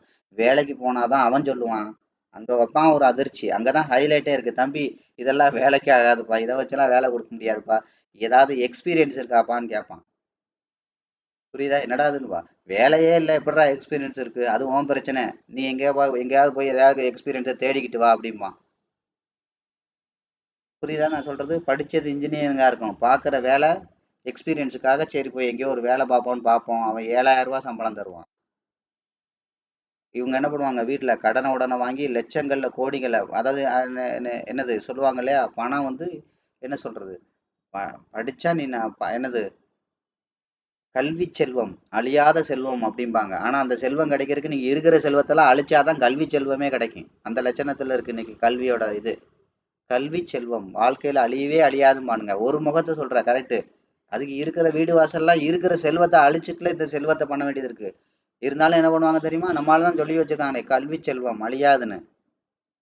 புரியுதா? படிப்புங்கிறது ஒரு கருவி தான். என்ன கேட்டால் நான் அதைத்தான் சொல்லுவேன். படிப்புங்கிறது ஒரு சைக்கிள் மாதிரி. உங்கள்கிட்ட இருந்தா அதை எடுத்துட்டு போகலாம். இல்லையா, இருக்கிறவங்களோட ஏறி தம்பி என்னை கொண்டாந்து அங்கே விட்டுருந்தா 2 ரூபா தர்றேன், கொண்டாந்து விடு அப்படின்னு படித்தவனை வாடகைக்கு எடுக்கிற மாதிரி, சைக்கிளை வாடகைக்கு எடுக்கிற மாதிரி படித்தவங்ககிட்ட வேலைக்கு எடுத்தும் நீங்கள் அடுத்த கட்டத்துக்கு போகலாம். உங்களுக்கு எல்லாம் தெரியணும்னு அவசியம் கிடையாது. அந்த தொழிலுக்குண்டான ஓரளவுக்கு யதார்த்தம் தெரிஞ்சால் போதும். அப்போ என்ன சொல்லுவாங்க? கல்வி செல்வம் அழியாத செல்வம். இருக்கிற வீடு வாச சொத்து பத்து அத்தனையும் விற்று உன்னை கொண்டு இன்ஜினியரிங் விடுவாங்க. ஏன்னா கல்வி செல்வம் அழியாத செல்வம். அதோட ஒரு முகத்தை தானே, அதானே சொன்னேன்ல, ஒரு முகத்தை தானே சொல்லுவாங்க நம்மால். முழுசாக சொல்ல மாட்டானே. படித்து முடிச்ச உடனே கடைசியில் பார்த்தீங்கன்னா இவனுக்கு என்ன ஆகும்? வேலையே சுத்தமாக இருக்காது. வேலையே இருக்காதுன்னா என்ன அர்த்தம்? படிக்கிறதும் அப்படித்தான். நிறைய பேருக்கு டிகிரிலாம் முடிச்சவனுக்கு இந்த மணி ஆர்டர் ஃபார்ம் ஃபில் பண்ண தெரியாது. அந்த லட்சணத்தில் தான் அவன் படித்து வெளியில் வந்திருப்பான். கேட்டால் நான் பிகாம் எம்காம் என்னென்னமோ சொல்லுவான். ஒரு விஷயம் தெரியுமானா தெரியாதான் சொல்ல, யதார்த்தம் தெரியாது. அப்போ என்ன ஆகும்? ஆட்டோமேட்டிக்காக மறுபடி எக்ஸ்பீரியன்ஸ் வேணுங்கிறக்கா எங்கேயாவது போகிறது. அங்கே பார்த்தீங்கன்னா சம்பளம் 7,000 ரூபா 10,000 ரூபா. இவன் பையன் முடிச்சுட்டான், பயங்கரமாக சம்பாரிச்சு இந்த வித்ததை ஃபுல்லாக மீட்டுருவான்னு பார்த்தா அவன் என்ன பண்ணுவான்? நான் இன்னும் 6 மாதம் படிக்கணும், எனக்கு கொடுக்குற காசு சாப்பாட்டுக்கு தான் பத்துது, ரூமு வாடகை போட்டு விடுங்கம்பான். அதிர்ச்சி மேலே அதிர்ச்சியை கொடுப்பான். அங்கே போனால் பார்த்தா என்ன ஆகும்? 7,000 ரூபா 8,000 ரூபா 6,000 ரூபா, இல்லை 3 மாதம் சம்பளமே இல்லாத ஸ்டைஃபண்டு, அப்ரசண்ட்டு. புரியுதா? வடிவேல் சொல்கிற மாதிரி அப்ரசண்ட்டு இப்படியெல்லாம் இருக்கும். நிறைய பேர் சொல்லுவாங்கல்ல, அதை தான் நான் ஃபேஸ்புக்கில் எல்லாம் போட்டிருக்காங்க, நான் பார்த்துருக்கேன். இதுக்கு ஏன்டா வெள்ளையும் சொல்லையுமா 12 வருஷம் இத்தனை வருஷம் படிச்சிங்க வீடு வாசல்லாம் விற்று? அதுக்கு ஏன் கூட வாங்கடா, புரோட்டா போட்டு டெய்லி 1,000 ரூபா சம்பளம் வாங்கி தருவேன்னு வடிவேல் சொல்லுற மாதிரி மீம்ஸ் எல்லாம் போட்டிருப்பாங்க. உண்மைதான். இதுக்கு ஏன்டா இத்தனை லட்சம் வீடு வாசல்லாம் விற்று படிச்சிங்க அப்படிங்கிற மாதிரி. நான் ஏற்கனவே சொல்லியிருக்கேன், படிப்புங்கிறது வியாபாரம் ஆயிடுச்சு. அதான் நான் சொன்னேன், கல்வி என்னது செல்வம். கல்வி செல்வம் தான். அதுக்காக இருக்கிற செல்வத்தை அழிக்கணும்னு அவசியம் கிடையாது. எங்கே ரொம்ப ஓரளவு ஃப்ரீயாக படிக்க முடியுமோ, எங்கே பேசிக் எஜுகேஷன் படிக்க முடியுமோ பேசிக்காக படிச்சுட்டு செலவை கம்மியாக படிச்சுட்டு உங்களோட டெக்னிக்கலாக நீங்கள் எப்போ வளர்க்குறீங்களோ அதுதான் ரொம்ப முக்கியம். அதை எவனுமே சொல்ல மாட்டான் கடைசி வரைக்கும். டெக்னிக்கலாக நீங்கள் ஸ்கில்லாக இருந்தால் தான் வேலை கிடைக்கும். நீங்கள் என்ன சொல்கிறது, தியரியில் இல்லை என்னது எஜுகேஷன் வைஸ் நீங்கள் எவ்வளோ பெரிய ஆளாக இருந்தாலும் உங்களுக்கு வேலை கிடைக்காது. அப்போ கேம்பஸில் கிடைக்குது, அதில் கிடைக்குது, இதில் கிடைக்குதெல்லாம் சொல்கிறாங்களே, அப்போ அதெல்லாம் உண்மையே இல்லையானா? உண்மைதான். உங்கள் காசே வாங்கி அவன் என்ன பண்ணுவான்? அதான் நான் சொன்னேன் இல்லையா, ஒன்று எங்கேயாவது போயிட்டு எக்ஸ்பீரியன்ஸ் எடுத்துகிட்டு வாங்கன்னு சொல்கிறான் பாருங்க, அந்த எக்ஸ்பீரியன்ஸை கொடுக்குற கம்பெனிக்கு பேர் தான் என்னது? என்னது உங்களை ரெடி பண்ணுவாங்க. இப்போ நீ படிப்பு மட்டும் தான் படிச்சிருக்க, இங்கே வா, இங்கே ஒரு சாஃப்ட்வேர் கம்பெனி எப்படி வேலை செய்யும்னு அவனை காட்டுறேன், அந்த ப்ராஜெக்ட்லாம் எப்படி இருக்குன்னு காட்டுறேன், அதில் நீங்கள் வந்து படி அப்படின்னு சொல்லுவாங்க. படித்து முடிச்சோடனே போய் படிப்பாங்க பாருங்க, 6 மாதம் ஆன் சைட்டில் நான் வேலை செய்கிறேன், அது பண்ணுறேன், இது பண்ணுறேன்னு 6 மாதம் படிக்கிறான் பாருங்க, மறுபடியும் 1,50,000 2,00,000 கட்டி. அதுதான், அதை கவனிங்க. அதை படிச்சுட்டு அங்கே என்ன பண்ணுவாங்க, ரியலாக சாஃப்ட்வேர் கம்பெனி எப்படி வேலை செய்யும், அங்கே என்னென்ன ப்ராஜெக்ட் பண்ணுறாங்க, அந்த ரியல் ப்ராஜெக்ட்லாம் ஒர்க் பண்ணி அதுக்கப்புறம் எக்ஸ்பீரியன்ஸ் வாங்கி வேலைக்கு போகிறாங்கல்ல, இதுதான் ரெகுலர் ஸ்டேஜ். அப்போ இந்த கேம்பஸ்லேயே கிடைக்கிறது என்ன பண்ணுவாங்க, இங்கே தான் விஷயம் இருக்குது.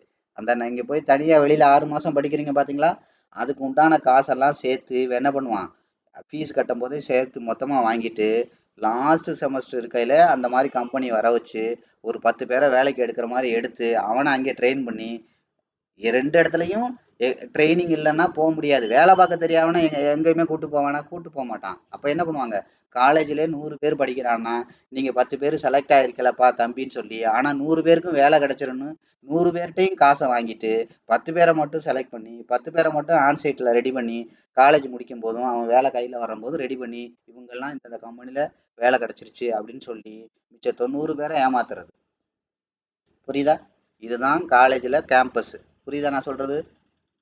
நான் சொல்லுவேன், அட முட்டா பசங்களா, அதுக்கு பேசாமல் நீ பேசாமல் நார்மலாக ஒரு காலேஜில் படிச்சுட்டு அவன்கிட்ட கொண்டே படிக்கிறதுக்கு ஒரு 5 லட்சம் 4 வருஷத்துக்கு 20 லட்சம், எங்கள் காலேஜில் வேலை கிடச்சிருது, அது கிடச்சிரு, இது கிடச்சிருன்னு சொல்றியா, அந்த பண்ணுறதுக்கு அதுக்கு ஒரு எக்ஸ்ட்ரா 5 லட்சம், இந்த மாதிரி 30 லட்சம் 40 லட்சம் கட்டி அழுகிறதுக்கு நிறைய இடத்துல ஈவினிங் இன்ஜினியரிங் காலேஜ் இருக்குது, நிறைய இடத்துல என்ன பண்ணுறது, நல்ல நல்ல கோர்ஸ் இருக்குது, அதெல்லாம் படிக்காமல் பேசாமல் நீங்கள் படிப்பை கொஞ்சமாக செலவு பண்ணிட்டு நீங்கள் வருஷம் படிக்கும்போது இந்த மாதிரி ஆன்சைட் ட்ரைனிங்கில் தர்ற விஷயத்தில் போய் 20,000 30,000 தான் என்னது அந்த கோர்ஸுக்கே செலவாகும். அந்த மாதிரி விஷயத்த படிச்சுக்கிட்டு நிறைய எக்ஸ்பீரியன்ஸை கேதர் பண்ணிவிட்டு நிறைய ப்ராஜெக்டில் ஒர்க் பண்ணிவிட்டு ப்ராஜெக்ட்ஸோடு போனீங்கன்னா உங்களுக்கு படிப்பு முடிச்சு போகும்போதே 2 லட்ச ரூபாய் சம்பளம் கிடைக்கும்.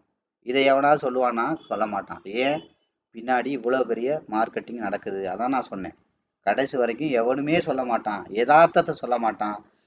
அங்கே உள்ள மார்க்கெட்டிங்கை தான் உங்களுக்கு அப்படியே பெருசு எங்கள் காலேஜில் படித்தா உங்களுக்கு வேலை கிடச்சிரும், வேலை கிடச்சிருது உண்மை தான், உன் காசையே வாங்கிட்டு உன்னையே ஆன்சைட்டுக்கு அனுப்பி அதில் எல்லாரையும் அனுப்புவானா, எல்லாரையும் அனுப்ப மாட்டான், அங்கேயும் 10 பேருக்கு தான் வேலை கிடைக்கும்.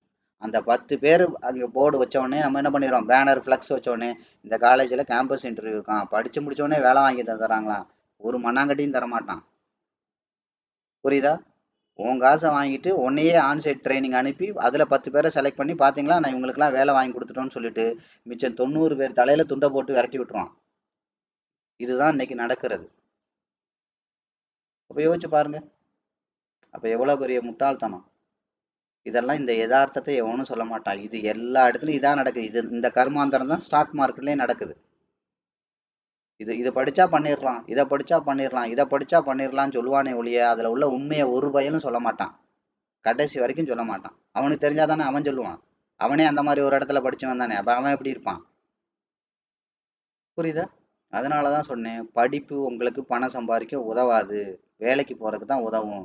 பணம் சம்பாதிக்கணும், நீங்கள் நல்ல விதமாக அது அந்த அந்த அந்த விஷயத்தையே நீங்கள் படிப்பை வச்சு நான் சீக்கிரம் சம்பாதிக்கணும்னா இப்போ இருக்கிற எஜுகேஷன் சிஸ்டம் உதவாது. நான் முதலாளியாக இருக்கேன்னா நீங்கள் எங்கே படிச்சீங்கன்னு பார்க்க மாட்டேன், நான் கொடுக்குற காசுக்கு நீங்கள் உங்களால் எனக்கு எவ்வளோ ஆதாயம் தான் பார்ப்பேன். இவன் வந்து எனக்கு ஒரு மாசத்துல 2 ப்ராஜெக்ட் முடிக்கிறான், எனக்கு 2 லட்சம் கிடைக்குது. ஆனா இவன் 5 ப்ராஜெக்ட் முடிக்கிற அளவுக்கு ஸ்கில்லா இருக்கான். அப்ப இவனால எனக்கு 5 லட்சம் கிடைக்குதுன்னா அந்த என்ன பண்ணுவேன், அந்த 5 லட்சம் முடிக்கக்கூடிய ஸ்கில் உள்ளவனை தான் நான் எடுப்பேன். இவன் கவர்மெண்ட் காலேஜில் படிச்சிருந்தாலும் எனக்கு அதை பற்றி கவலை கிடையாது. எனக்கு தேவை எனக்கு சம்பாரிச்சு கொடுக்குற அடிமை யாரு அப்படின்னு தான் நான் பார்ப்பேன். எனக்கு சம்பாரிச்சு கொடுக்குற அடிமை யாரு, எந்த அடிமை எனக்கு அதிகமாக சம்பாரிச்சு கொடுக்குறாங்க. இந்த வார்த்தையெல்லாம் நான் சொல்றேன், நீங்க சங்கடப்படாதீங்க. இந்த மாதிரி உண்மையை நீங்க ஃபேஸ் பண்ணுங்க, அதான் உண்மை. வலிக்காம உங்களை என்ன பண்ணுவானுங்க, கடைசியில கொன்றுவானுங்க மொத்தமா. நான் வலிக்க வைக்கிறேன் அவ்வளவுதான், ஒரு வார்த்தை உங்களுக்கு வலிக்கும், ஆனா அந்த வார்த்தையை திங்க் பண்ணீங்கன்னா நீங்க வாழ்க்கையில ஜெயிச்சிடலாம். இப்ப நிறைய பேர்லாம் என்ன சார் எங்களை பால்வாடிங்கிறீங்க, அதான் உண்மை. மற்றவன் சொல்ல மாட்டான், நான் உண்மையை சொல்றேன். இது என்னன்னு திங்க் பண்ணி பாரு, நீ பால்வாடியா இல்லைன்னு திங்க் பண்ணி பார்த்தா தெரிஞ்சிடும். அதாவது என்ன சொல்றேன், நான் சொல்றது வேணா உங்களுக்கு வலிக்கும், ஆனா வாழ்க்கையில ஜெயிச்சிடலாம். அதான் நான் அடிக்கடி சொல்லுவாங்க இல்லையா, நம்மளை ஒருத்தவங்க திட்டுவாங்க, அடிப்பாங்க, உரிமை உள்ளவங்க திட்டுவாங்க, நல்லா வரணும்னு நினைக்கிறவங்க தான் திட்டுவாங்க. அதை தெரிஞ்சுக்கோங்க முதல்ல. இல்லாட்டி சூப்பர் மச்சான், நீ கலக்கிட்ட மச்சான்னு இப்படியே ஒன்று என்ன பண்ணுவான், இந்த பஸ்ல இருந்து அப்படியே ஃபுட்போர்ட் அடிக்கல சூப்பர் மச்சான்னு சொல்லி கடைசியில வீலுக்குள்ள போக வச்சிருவான். இப்படி எதுக்கு கண்டிக்கணுமோ எதுக்கு திட்டணுமோ அதுக்கு யார் திட்டுவா? அப்பா அம்மா தான் திட்டுவாங்க. இப்படி பண்ணீங்கன்னா நீ வாழ்க்கையில தேற மாட்டாடா, நீ நல்லா இருக்க மாட்டாடான்னு திட்டுவாங்க, அடிப்பாங்க. ஏன்? அவங்கள மீறி அந்த கோபம் வரும். அதே மாதிரி விஷயங்கள் தான். நான் ஒரு இடத்துல ரொம்ப என்ன இருக்கும், ரொம்ப உங்கள காயப்படுத்துறமான வார்த்தைகள் இருக்கும். அது எதுக்கு? அத அப்பவாவது நீங்க உணர்ந்து அத புரிஞ்சுக்குவீங்களான்றதுக்கு தான். அப்ப என்ன ஆகும்? கடைசி வரைக்கும் இந்த மாரி எவனுமே உண்மைய சொல்லவே மாட்டான். அப்ப படிக்க வைக்கக்கூடாதா? நம்ம பசங்கள படிக்கிறது தப்பான்னு கேட்டா, படிக்கிறது சரி. ஆனா, இந்த மாரி கமர்ஷியல்ல போய் சிக்கி படிக்கிறது தப்பு. வேலைக்கு ஆகாத விஷயத்துல போய் படிக்கிறது வேலைக்கு ஆகாது. படிப்பு வேணும் தான். அத ரொம்ப செலவில்லாம படிங்க. அப்ப அந்த காசெல்லாம் என்ன பண்ணணும்? மீத உள்ள காசெல்லாம் எத எத எத படிச்சா, எதுல பிராக்டிஸ் பண்ணா? படிச்சா வேலை இல்ல. அதான் நான் திரும்பவும் சொல்றேன். ஆன் சைட்டுங்கிறது ஒரு பிராக்டிஸ். அது படிப்பு கிடையாது. இன்ஜினியரிங்கிறது ஒரு படிப்பு. படிப்புக்கு வேலை இருக்காது. உங்களுக்கு நீங்க எதுல பயிற்சி எடுத்திருக்கீங்களோ, பயிற்சிக்கு தான் வேலை. நாலேட்ஜுக்கு வேலை இல்ல. நான் ஓப்பனா சொல்றேன். பிராக்டிஸுக்கு தான் வேலை. அப்ப பிராக்டிஸ் பண்ணுங்க. அப்ப நாலேட்ஜுக்கு கொஞ்சமா செலவு பண்ணுங்க. பிராக்டிஸுக்கும் கொஞ்சமா செலவு பண்ணுங்க. அப்ப என்ன ஆகும்? 4 வருஷம் நாலேட்ஜும் இருக்கு. உங்கள்ட்ட பிராக்டிஸும் இருக்கு அப்படின்னா, வேலை கிடைக்கும். அதான் நான் சொன்னேன் பாருங்க. இப்ப நான் என்னோட பசங்கள்லாம் சொன்னேன்ல, பெங்களூர்ல இப்ப படிக்கும்போதே இன்ஜினியரிங் படிக்கிறாங்க. படிக்கும்போதே வேலையும் பிராக்டிஸும் பண்றாங்க. படிப்பு தான் பிராக்டிஸு, பிராக்டிஸ் தான் படிப்பு. 2ம் சேர்த்து பண்றாங்க. அப்ப நம்ம நம்ம கிளாஸ் கூட நான் சொன்னேன் பாருங்க. 100 நீங்க படிக்கவும் செய்வீங்க. அதே சமயத்துல 100 டெமோவும் பண்ணுவீங்க. 100 லைவும் பண்ணுவீங்க. இங்க படிக்கவும் செய்றீங்க, பிராக்டிஸும் பண்றீங்க. அப்போ உங்களால என்ன பண்ண முடியும்? இத நீங்க இந்த தொழில நீங்க ஜெயிக்க முடியும்னு நான் சொல்றேன் பாருங்க. இதான் உண்மை. இந்த உண்மைய ஒரு பய சொல்ல மாட்டான். அப்ப என்ன அர்த்தம்? படிக்கவும் செய்யுங்க, படிக்கவும் வைங்க.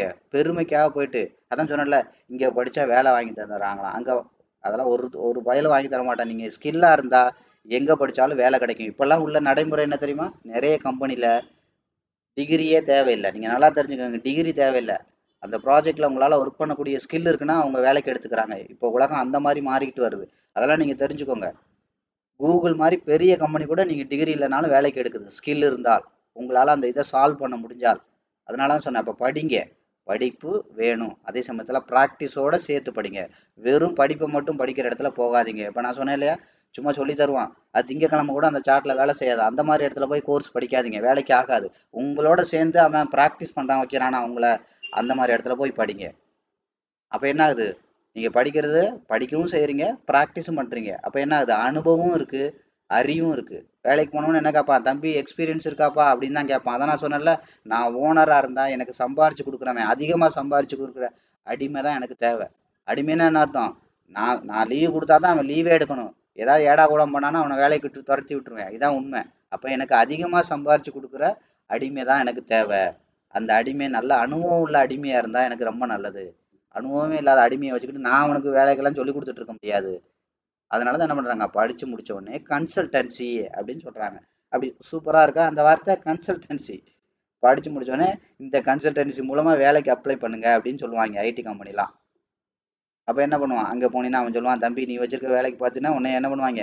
அங்கே கூட்டி தொடை கூட உள்ள சேர்க்க மாட்டாங்க. அதனால என்ன பண்ணு? இதுல ஒரு 6 மாசம் ஒரு ஃபாஸ்ட் ட்ராக் கோர்ஸ் ஒன்று இருக்கு. அதை படி. ஆன்சைட் ட்ரைனிங் கிடைக்கும். அதை நீங்க ஒரு 1,50,000 கட்டி படிப்பா. உனக்கு நான் 40 கம்பெனியோட நான் டைப் பண்ணியிருக்கேன். ஏதாவது ஒரு கம்பெனில உள்ள தள்ளி விட்டுறேன்பான். அதான் உண்மை. புரியுதா? மறுபடியும் 1,50,000 கட்டிச்சு. அந்த ஃபாஸ்ட் ட்ராக் கோர்ஸ்ங்கிறது என்னது? எப்படி ஐடி கம்பெனி இயங்குமோ அதே தான் அங்கேயும் இருக்கும். என்ன ஒரிஜினலா இருக்காது. அவ்வளோதான் விஷயம். மத்தபடி என்ன பண்ணுவான்? ரியல் ப்ராஜெக்ட்ல எல்லாம் கூட ஒர்க் பண்ணுவாங்க. ஆனா ஒரிஜினலா சம்பளம் கிடைக்காது. இவன் காச குடுத்துட்டு படிக்கிறான். அப்ப என்ன பண்றான்? இவன் 6 மாசம் இவன தானே ரெடி பண்ணிக்கிறான் பாருங்க. அந்த கன்சல்டன்சி ரெடி பண்ணுது பாருங்க. அதுக்கப்புறம், "அப்பா இவன நான் ரெடி பண்ணிட்டேன்ப்பா. இவனுக்கு எல்லாம் தெரியும்பா. இப்ப நீ வேலைக்கு எடுத்துக்கப்பான்னு" அதுக்கப்புறம் தான் வேலை கிடைக்கும். அதுக்கப்புறம் தான் 50,000, 60,000, 70,000, 1,00,000 சம்பளம் கிடைக்கும். அப்ப நீங்க நல்லா யோசிச்சு பாருங்க. நீங்க எவ்வளவு பெரிய காலேஜ்ல படிச்ச அப்பா டக்கரா இருந்தாலும், கன்சல்டன்சில போய் on site fast track training முடிச்சாதான் வேலை கிடைக்குதுன்னா, இதுதான் உண்மைன்னா, அப்ப ஏன் நீங்க உட்காந்துட்டு அந்த படிப்புக்கு 50,00,000 செலவு பண்றீங்க? அதுக்கு பேசாம 3,00,000, 4,00,000 உள்ள காலேஜ்ல சிம்பிளா படிச்சுட்டு, அப்ப அதுல ஒரு எக்ஸ்ட்ரா ஒரு 5,00,000 போட்டு படிக்கும் போதே அதை படிச்சு முடிச்சுட்டு, 4 வருஷம் எக்ஸ்பீரியன்ஸ் ரியல் ப்ராஜெக்ட்ல ஃப்ரீலான்சராவோ ஏதோ ஒன்று பார்ட் டைமாவோ ஒர்க் பண்ணீங்கன்னா, உங்கள்ட்ட ப்ராஜெக்ட்டும் இருக்கும். அப்ப திறமையும் இருக்கு, அறிவும் இருக்கு, அனுபவம் இருக்கு. உங்களை இப்ப வேலைக்கு எடுப்பாங்கல்ல? இத சொன்னா பைத்தியக்காரன்பாங்க. புரியுதா நான் சொல்றது? இதைத்தான் நான் சொல்லிட்டு இருக்கேன். இதைத்தான் ஒவ்வொரு விஷயத்திலும் நான் சொல்லிட்டு இருக்கேன். இதைத்தான் ஸ்டாக் மார்க்கெட்டுக்கும் நான் சொல்லிட்டு இருக்கேன். அதனாலதான் சொன்னேன். நான் சொல்றத புரிஞ்சுக்கிறதுக்கே ஒரு அறிவு வேணும். புரியுதா? அந்த அறிவு இல்லாதவனுக்கு இது புரியாது. அந்த அறிவு உள்ளவன் இதை பாரு. இல்லாட்டி இடத்த காலி பண்ணுன்னு சொல்றது அதுக்கு தான். அடுத்தவங்களுக்கு தொந்தரவு பண்ணாத. பொழைக்கிறவனையாவது பொழைக்க விடு. இருந்துகிட்டு மறைக்காதன்னு சொல்றது அதுக்கு தான். புரியுதா? மறைக்காத. நீ தான் உருப்படல. உருப்படுறவனையாவது உருப்பட விடுன்னு சொல்றது காரணம் அதான். இங்க உட்காந்துக்கிட்டு ஏதாவது தேவையில்லாத கமெண்ட்டை பண்ணிக்கிட்டு, அதை பண்ணிக்கிட்டு, இதை பண்ணிட்டு, கரைச்ச பண்ணிட்டு இருக்காத. உண்மையிலே சீரியஸா பயன்படுற 10 பேர் இருந்தா போதும். அவங்களுக்கு இதை நான் சொல்லி கொடுத்துக்கிறேன், இந்த சேனலை நான் நடத்திக்கிறேன்னு சொல்றதுக்கு காரணமே அதான். அப்ப கன்சல்டன்சி போனவொன்னு தான் வேலை கிடைக்கும். அதுக்கப்புறம் தான் அவங்க அடுத்தடுத்த கட்டத்துக்கு வேலைக்கு போக முடியும். அப்ப இதே தான் என்ன பண்றாங்க, அந்த கன்சல்டன்சிய நீங்க படிச்சு முடிச்ச உடனே நீங்க தேடி போறீங்க பாத்தீங்களா, அந்த கன்சல்டன்சிய காலேஜுக்கே வர வச்சு, காலேஜ்ல ஒரு ஹாலை கொடுத்து அங்க ஒரு 20 பேரை ட்ரெயின் பண்ணி வேலைக்கு அனுப்புறதுதான். புரியுதா? அந்த கன்சல்டன்சி பாக்குற வேலைய நீங்க வெளியில பண்ணாம காலேஜுக்குள்ளே பண்றதுக்கு பேரு தான் ஆன்சைட்டு கேம்பஸ் இன்டர்வியூ. இப்போ புரியுதா? அப்ப அதுக்கு காசு எவன் கொடுப்பான்? நீங்க தான் கொடுக்கணும். அவனா கொடுப்பான்? இதுல என்ன அப்ப கொடுக்கணும் கரெக்டா. ஆனா இதுல என்ன வேடிக்கை பாருங்க, அதுல அந்த பேசிக் ரவுண்ட்ல 100 பேர் படிக்கிறான்னா 20 பேர் தான் தேறி இருப்பான். ஆனா காசு வாங்கினது அந்த 20 பேர்ட்ட மட்டுமா வாங்கியிருப்பான்? அந்த 90 பேர்ட்ட 80 பேரும் காசை கட்டியிருப்பான். இதான் அவனுக்குள்ள லாபம். புரியுதா? அப்ப 80 பேர் ஆளுக்கு 1 லட்சம் கட்டினா 80 லட்சம் ஆச்சு. அந்த 20 பேர் கொடுத்த காசுக்கு படிக்க போறான், அவனுக்கு கொடுத்த காசு புண்ணியம். அந்த 80 லட்சம் கட்டினவன் தலையில உண்டு தானே. அப்ப எவ்வளவு பெரிய வியாபாரம் இருக்கு இதுக்கு பின்னாடி. புரியுது நான் சொல்றது? அதுக்கு தான் சொல்றது, தேவையில்லாம பெருமைக்கு படிக்காதீங்கடா, பெருமைக்கு படிக்காதீங்க. நல்ல ஸ்கூல்ல படிக்கிறதுனால ஒன்றும் ஆக போறது இல்ல. சூப்பர் காலேஜ்ல படிக்கிறேன், வருஷத்துக்கு 20 லட்சம் ரூபா, ஒரு மண்ணாங்கட்டி ஆக போறது இல்லை. நீ எவ்வளவு ஸ்கில்லா வெளியில வர்ற அப்படிங்கிறத பொறுத்து தான் இருக்கு. ஸ்கில் அதான் நான் சொன்னேன் இல்லையா, அனுபவமும் வேணும், அதுக்கப்புறம் என்ன பண்ணிருக்கணும், அறிவும் வேணும். நாலேஜ் பிளஸ் ப்ராக்டிஸ் ரெண்டும் சேர்த்து. இது ப்ராக்டிஸ்ல தான் ஸ்கில் வளரும். நாலேஜ் கண்டிப்பா தேவை. நாலேஜ் இல்லாம ஒன்றும் பண்ண முடியாது. நான் சொன்னேன் இல்லையா, நாலேஜ் இல்லாத ப்ராக்டிஸ் உங்களை ஆபத்து அப்படின்னு நான் சொல்லியிருக்கேன். என்னன்னே தெரியாம நீங்க போய் பண்ண முடியாது. கண்டிப்பா பேசிக்கா வேணும். அதுக்கு ரொம்ப அட்வான்ஸா வேணுமா? தேவையில்லை. பேசிக்கா படிச்சா போதும். பேசிக்கா தெரிஞ்சா போதும். ஓரளவுக்கு சொல்லிக் கொடுக்குற இன்ஜினியரிங் காலேஜ் இருந்தா போதும். அதை வச்சு நீங்க என்ன பண்ணலாம், அந்த யூடியூப் இந்த மாதிரி விஷயங்கள். ஏன் அந்த படிப்பை தானே நீங்க வேலையா பாக்குறீங்க. அப்ப வேலையா பார்க்கும்போது அது சொல்லிக் கொடுக்காதா கிளாஸ் ரூம்ல சொல்லிக் கொடுக்க போறாங்க? இன்னைக்கு நிறைய இன்ஜினியரிங் காலேஜ்ல ஓப்பனா சொன்னா, கடந்த 10 வருஷமா இருந்த இன்ஜினியரிங் புக் தான் இப்பவும் இருக்கு. ஆனா இன்னைக்கு ஏஐ மாயன்னு எத்தனையோ வந்துருச்சு. அந்த சப்ஜெக்ட் எல்லாம் அப்டேட் ஆயிருக்கானா? இன்னைக்கு அப்டேட் ஆகல. அதை படிச்சுட்டு நீங்க என்ன பண்ண போறீங்க? யோசிங்க.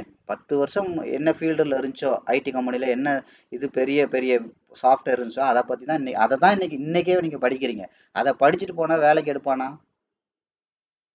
யோசிச்சு பாருங்க. அதை படிச்சுட்டு போனா முதல்ல வேலைக்கு எடுப்பானா? இன்னைக்கு அங்க என்ன வேலை நடக்குதோ அது தெரிஞ்சு வச்சா தானே வேலைக்கு போக முடியும்.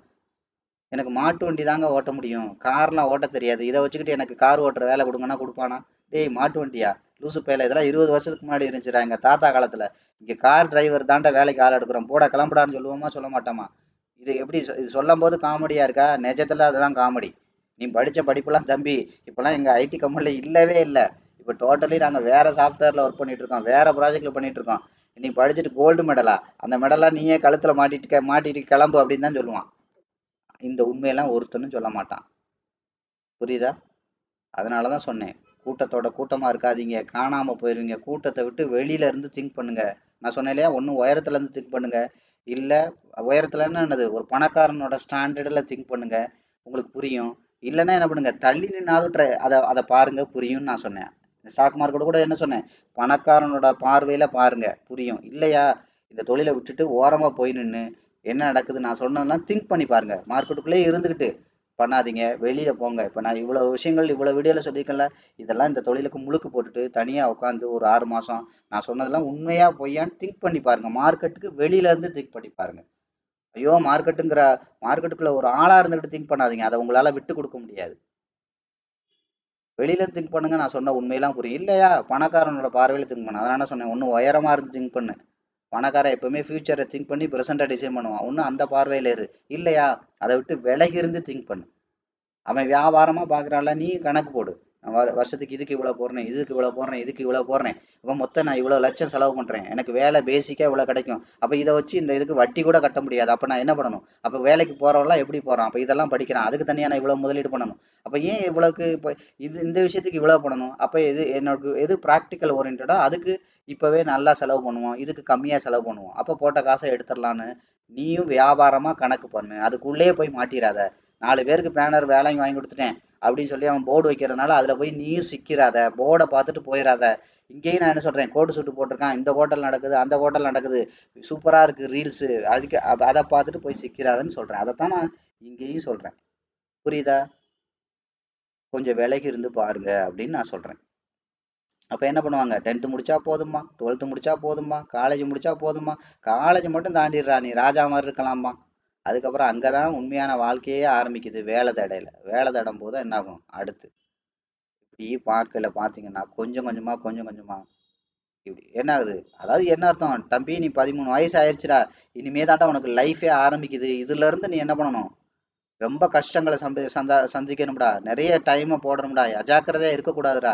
அதுக்கப்புறம் காலேஜ் முடிப்படா, வேலை தேடணும்டா, வேலைக்கெல்லாம் இதெல்லாம் நீங்க அட்வான்ஸா பண்ணி வச்சுக்கணும்டா. அதுக்கப்புறம் குடும்பம் ஆகும்டா, கல்யாணம் ஆகும்டா. இது வரைக்கும் நீ தனியாளா இருந்திருப்படா, நீ உன்னை நம்பி 4 பேர் இருப்பாங்கடா, அவங்களுக்கு சேர்த்து நீ சம்பாதிக்கணும்டா, பயங்கரமா போராடணும்டா, இவ்வளவு பெரிய கஷ்டத்தெல்லாம் நீ ஃபேஸ் பண்ணணும்டா. அதுக்கு இப்பல இருந்தே நீங்க அதுக்கு தயாராகிக்கடா தம்பின்னு சொன்னா 170% பேர் உருப்படி ஆயிருப்பான் வாழ்க்கையில. இதை மட்டும் நீ கிழிச்சா போதும், 10th கிழிச்சா போதும், 12th கிழிச்சா போதுங்கிறனாலதான் வாழ்க்கையில நிறைய பேரோட லைஃப் கிழிஞ்சு தொங்குது இன்னைக்கு. புரியுதா. அவன் அவன் கடமை முடிஞ்சா போதும், எவனோ எக்கோட கெட்டு போங்கடான்றதான் இருக்காங்க. எவனுமே அடுத்தவனை குறிச்ச அக்கறையே கிடையாது. இப்ப யோசிச்சு பாருங்க. அப்ப எந்த அளவுக்கு எத்தனை பேரோட வாழ்க்கை இன்னைக்கு சீரழியுது. அவன் பொறுப்பை தட்டு கழிக்கிறான், அவ்வளவுதான் விஷயம். அப்ப என்ன ஆகும், கல்யாணம் ஆகும். கல்யாணம் ஆனோட தான் பிரச்சனையே ஆரம்பிக்கும். இது வரைக்கும் அவன் புரோட்டா போட்ட காசு அவனுக்கு போதுமானதா இருந்திருக்கும். புரியுதா. நானே கூட நினைச்சிருக்கேன், நிறைய என்னோட அனுபவத்துல நான் ஷேர் பண்ணியிருக்கேன். அதாவது என்ன அர்த்தம், நான் ஒரு 8th படிக்கும் போதெல்லாம், அப்பெல்லாம் நான் என்ன சொல்றது, அதிகபட்சம் கிழிஞ்ச ட்ரௌசர் தான் போட்டுக்கிட்டு இருக்கிறது கிராமத்துல எல்லாம். அப்ப இந்த திருவிழாவெல்லாம் நடக்கும். அப்ப இந்த 8th படிக்கும்போது என்னோட படிச்ச ஃப்ரெண்ட்ஸ் எல்லாம் என்ன பண்ணுவாங்க, கோயம்புத்தூர் அங்கங்கன்னு போய் ஹோட்டல்ல வேலை செய்ய போயிடுவாங்க. ஹோட்டலு, இந்த மில்லு, திருப்பூர் சைடு அந்த பனியன் கம்பெனி எல்லாம் இருக்கலாம், அங்கே வேலை செய்வாங்க. நம்ம இந்த திருவிழாலாம் வரும்போது அப்போ நம்ம என்ன பண்ணுவோம், படிச்சுட்டு இருப்போம்.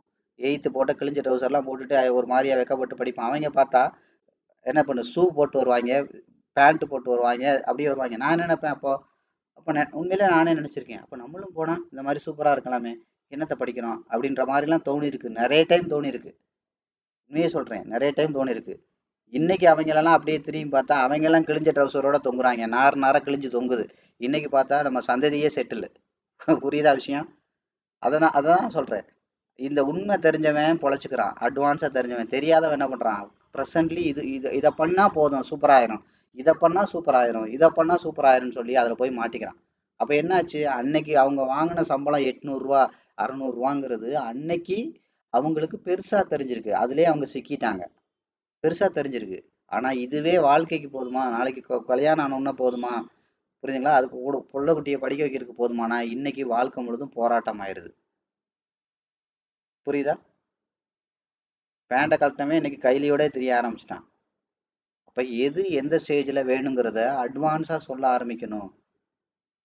அது நிறைய பேர் மக்களுக்கு ஓப்பனா சொல்றது இல்ல. அதே மாதிரிதான் அந்த பூசி முழுகிறது. நான் சொன்னேன்ல, பூசி முழுகிட்டு அவனுக்கு எப்படியே இந்த கோர்ஸ் எடுத்தானா ஒரு 10,000 ரூபாய் கிடைச்சா போதுமா, அப்பா போய் தலைங்கடா அப்படிங்கிற மாதிரி தான் அவன் என்னது, அவன் இதை தான் பாக்குறான் ஒழிய, அதனால எத்தனை பேர் செத்தா என்ன பொழைச்சா என்ன, எனக்கு அது ஏன் பிரச்சனை கிடையாதுன்ற மாதிரி தான் இருக்கானே ஒழிய, அடுத்தவங்க இடத்துல இருந்து இருக்கிறதுக்கு திங்க் பண்றதுக்கு, உண்மையா சொல்றதுக்கான ஆட்கள் ரொம்ப கம்மி. இதுல வேற கெரியர் கவுன்சிலர் வேற. இந்த காலேஜ்ல ஆளு சேர்த்து வர்றதுக்கு கவுன்சிலரா அவரு. கவுன்சிலருங்கிற யாரு, ஒரு கோர்ஸோட கவுன்சிலர். தம்பி இதாப்பா இதோட எதார்த்தம், நீ இந்த இந்த மைண்ட் செட்டோட போய் படிக்கணுப்பான்னு சொல்லி அனுப்பிச்சா அது எவ்வளவு நல்லா இருக்கும். அவன் என்ன பண்றான், அதெல்லாம் வேலை கிடைச்சிரும் தம்பி, அதெல்லாம் இதை கிடைச்சிரும் தம்பி, அதை கிடைச்சிரும் தம்பி, இப்படி வந்துரும் தம்பி, அப்படி வந்துரும் தம்பி, நீங்க இதை மட்டும் படிக்க வைங்க, உங்க குடும்பமே செட்டிலுமா. எங்க செட்டில், அதுக்கப்புறம் தான் பிச்சை எடுக்கவே ஆரம்பிப்பாங்க. இப்போ பாருங்க, இப்ப கல்வி எல்லாம் வியாபாரம் ஆயிட்டு இருக்கு. அப்ப வியாபாரம் ஆகுனா நீங்களும் அதை வியாபாரம் மாதிரியே கால்குலேட் பண்ணி, நான் படிச்சா முதல்ல வேலை கிடைக்குமான்னு யோசிங்க. அப்ப வேலைக்கு இன்னைக்கு வேலைக்கு என்னெல்லாம் வேணும்னு கேக்குறாங்க, ஒரு எம்ப்ளாயிட்ட என்னெல்லாம் இருக்கணும்னு நான் நினைக்கிறாங்க. அப்ப நான் வெறுமனே படிப்பை படிச்சு நாலேஜை மட்டும் வச்சுக்கிட்டு பிராக்டிஸ் இல்லாம அனுபவம் இல்லாம நான் எனக்கு வேலையே தரலைன்னா, அப்ப அந்த அனுபவத்தை நான் எப்பயில இருந்தே தேட ஆரம்பிக்கணும். இது அதான் நான் சொன்னேன், ஒண்ணு உயரத்துல இருந்து திங்க் பண்ணுங்க, இல்லைன்னா விலகி இருந்து திங்க் பண்ணுங்க, உங்களுக்கு எல்லாமே புரிஞ்சிரும்னு நான் சொல்லிட்டேன். ஒருத்தன் ஜாதி ஜாதி ஜாதின்னு உங்களை கிளப்பி விடுறானா, ஒண்ணு எட போங்கடாங்கிட்ட, நான் இதை விட பெரிய பொழப்பெல்லாம் இருக்கு, இதை விட பெருசெல்லாம் இருக்குடா, நான் அதை நோக்கி போறேன்னு இப்படி உயரமா போயிருங்க. இல்லையா தூரமா வந்து ட்ரை பண்ணுங்க. ஏன் நம்மளை தீ குளிக்க சொல்றான், இவன் பொண்டாட்டிக்குள்ள என்னைக்குமே தீ குளிக்க வேண்டியதானேன்னு யோசிச்சு பாருங்க, உங்களுக்கு உண்மை புரிஞ்சிடும். புரியுதா. உங்க 100 பேரை அவன் கூட்டிட்டு போயிட்டு தலைக்கு 1000 ரூபாய் வாங்கிட்டு அவன் கிளம்பிடுவான். போலீஸ்கிட்ட வதக்குன்னு அடி வாங்குறது யாரா இருக்கும்னு பார்த்தீங்கன்னா நீங்க வாங்கணும். சரி, அதை வச்சு முன்னேற்றம் இருக்கா அப்படின்னா இருக்காது. இல்ல உங்களுக்கு ஒரு பிரச்சனைனா வருவான்னா வரமாட்டான். இல்லை அவன் பொண்டாட்டி பிள்ளைய களத்தில் இறக்கி விடுவான்னா இறக்கி விட மாட்டான். தமிழுமா அவன் அவன் பொண்டாட்டி பிள்ளை ஃபுல்லாக லண்டனில் படிக்கும், ஜெர்மனியில் படிக்கும், யூரோப்பில் படிச்சுட்டு உட்காந்துருக்கும், அமெரிக்காவில் படிக்கும். புரியுதா? தமிழருக்காக நான் போராடுறேன் பிள்ளையெல்லாம் இன்னைக்கு அமெரிக்காவில் படிச்சுட்டு உட்காந்துருக்கு. அப்போ யோசிச்சு பாருங்க, ஏன் அவன் பிள்ளைய இங்கே இறங்கி போராட வைக்க வேண்டியதானே? அழகா அது வரும், படிச்சுட்டு வரும். இவன் அப்படியே அழகா பதவியில் வந்தோடனே அந்த பதவியை தூக்கி அவன்கிட்ட கொடுத்துட்டு அவன் என்ன பண்ணுவான்? இன்னும் மக்களை முட்டாளாவே வச்சிருப்பான். அப்போ யோசிச்சு பாருங்க, எவனுமே அந்த அந்த யதார்த்தத்தை சொல்லி தரதே இல்லை. அப்படியே அவன் கடமை முடிஞ்சா போதும் அப்படிங்கிற மாதிரி தான். சரி, ஓகே, நம்ம எதுக்கோ ஒன்று ஆரம்பிச்சிட்டோம். பட் இதெல்லாம் தேவைதான்.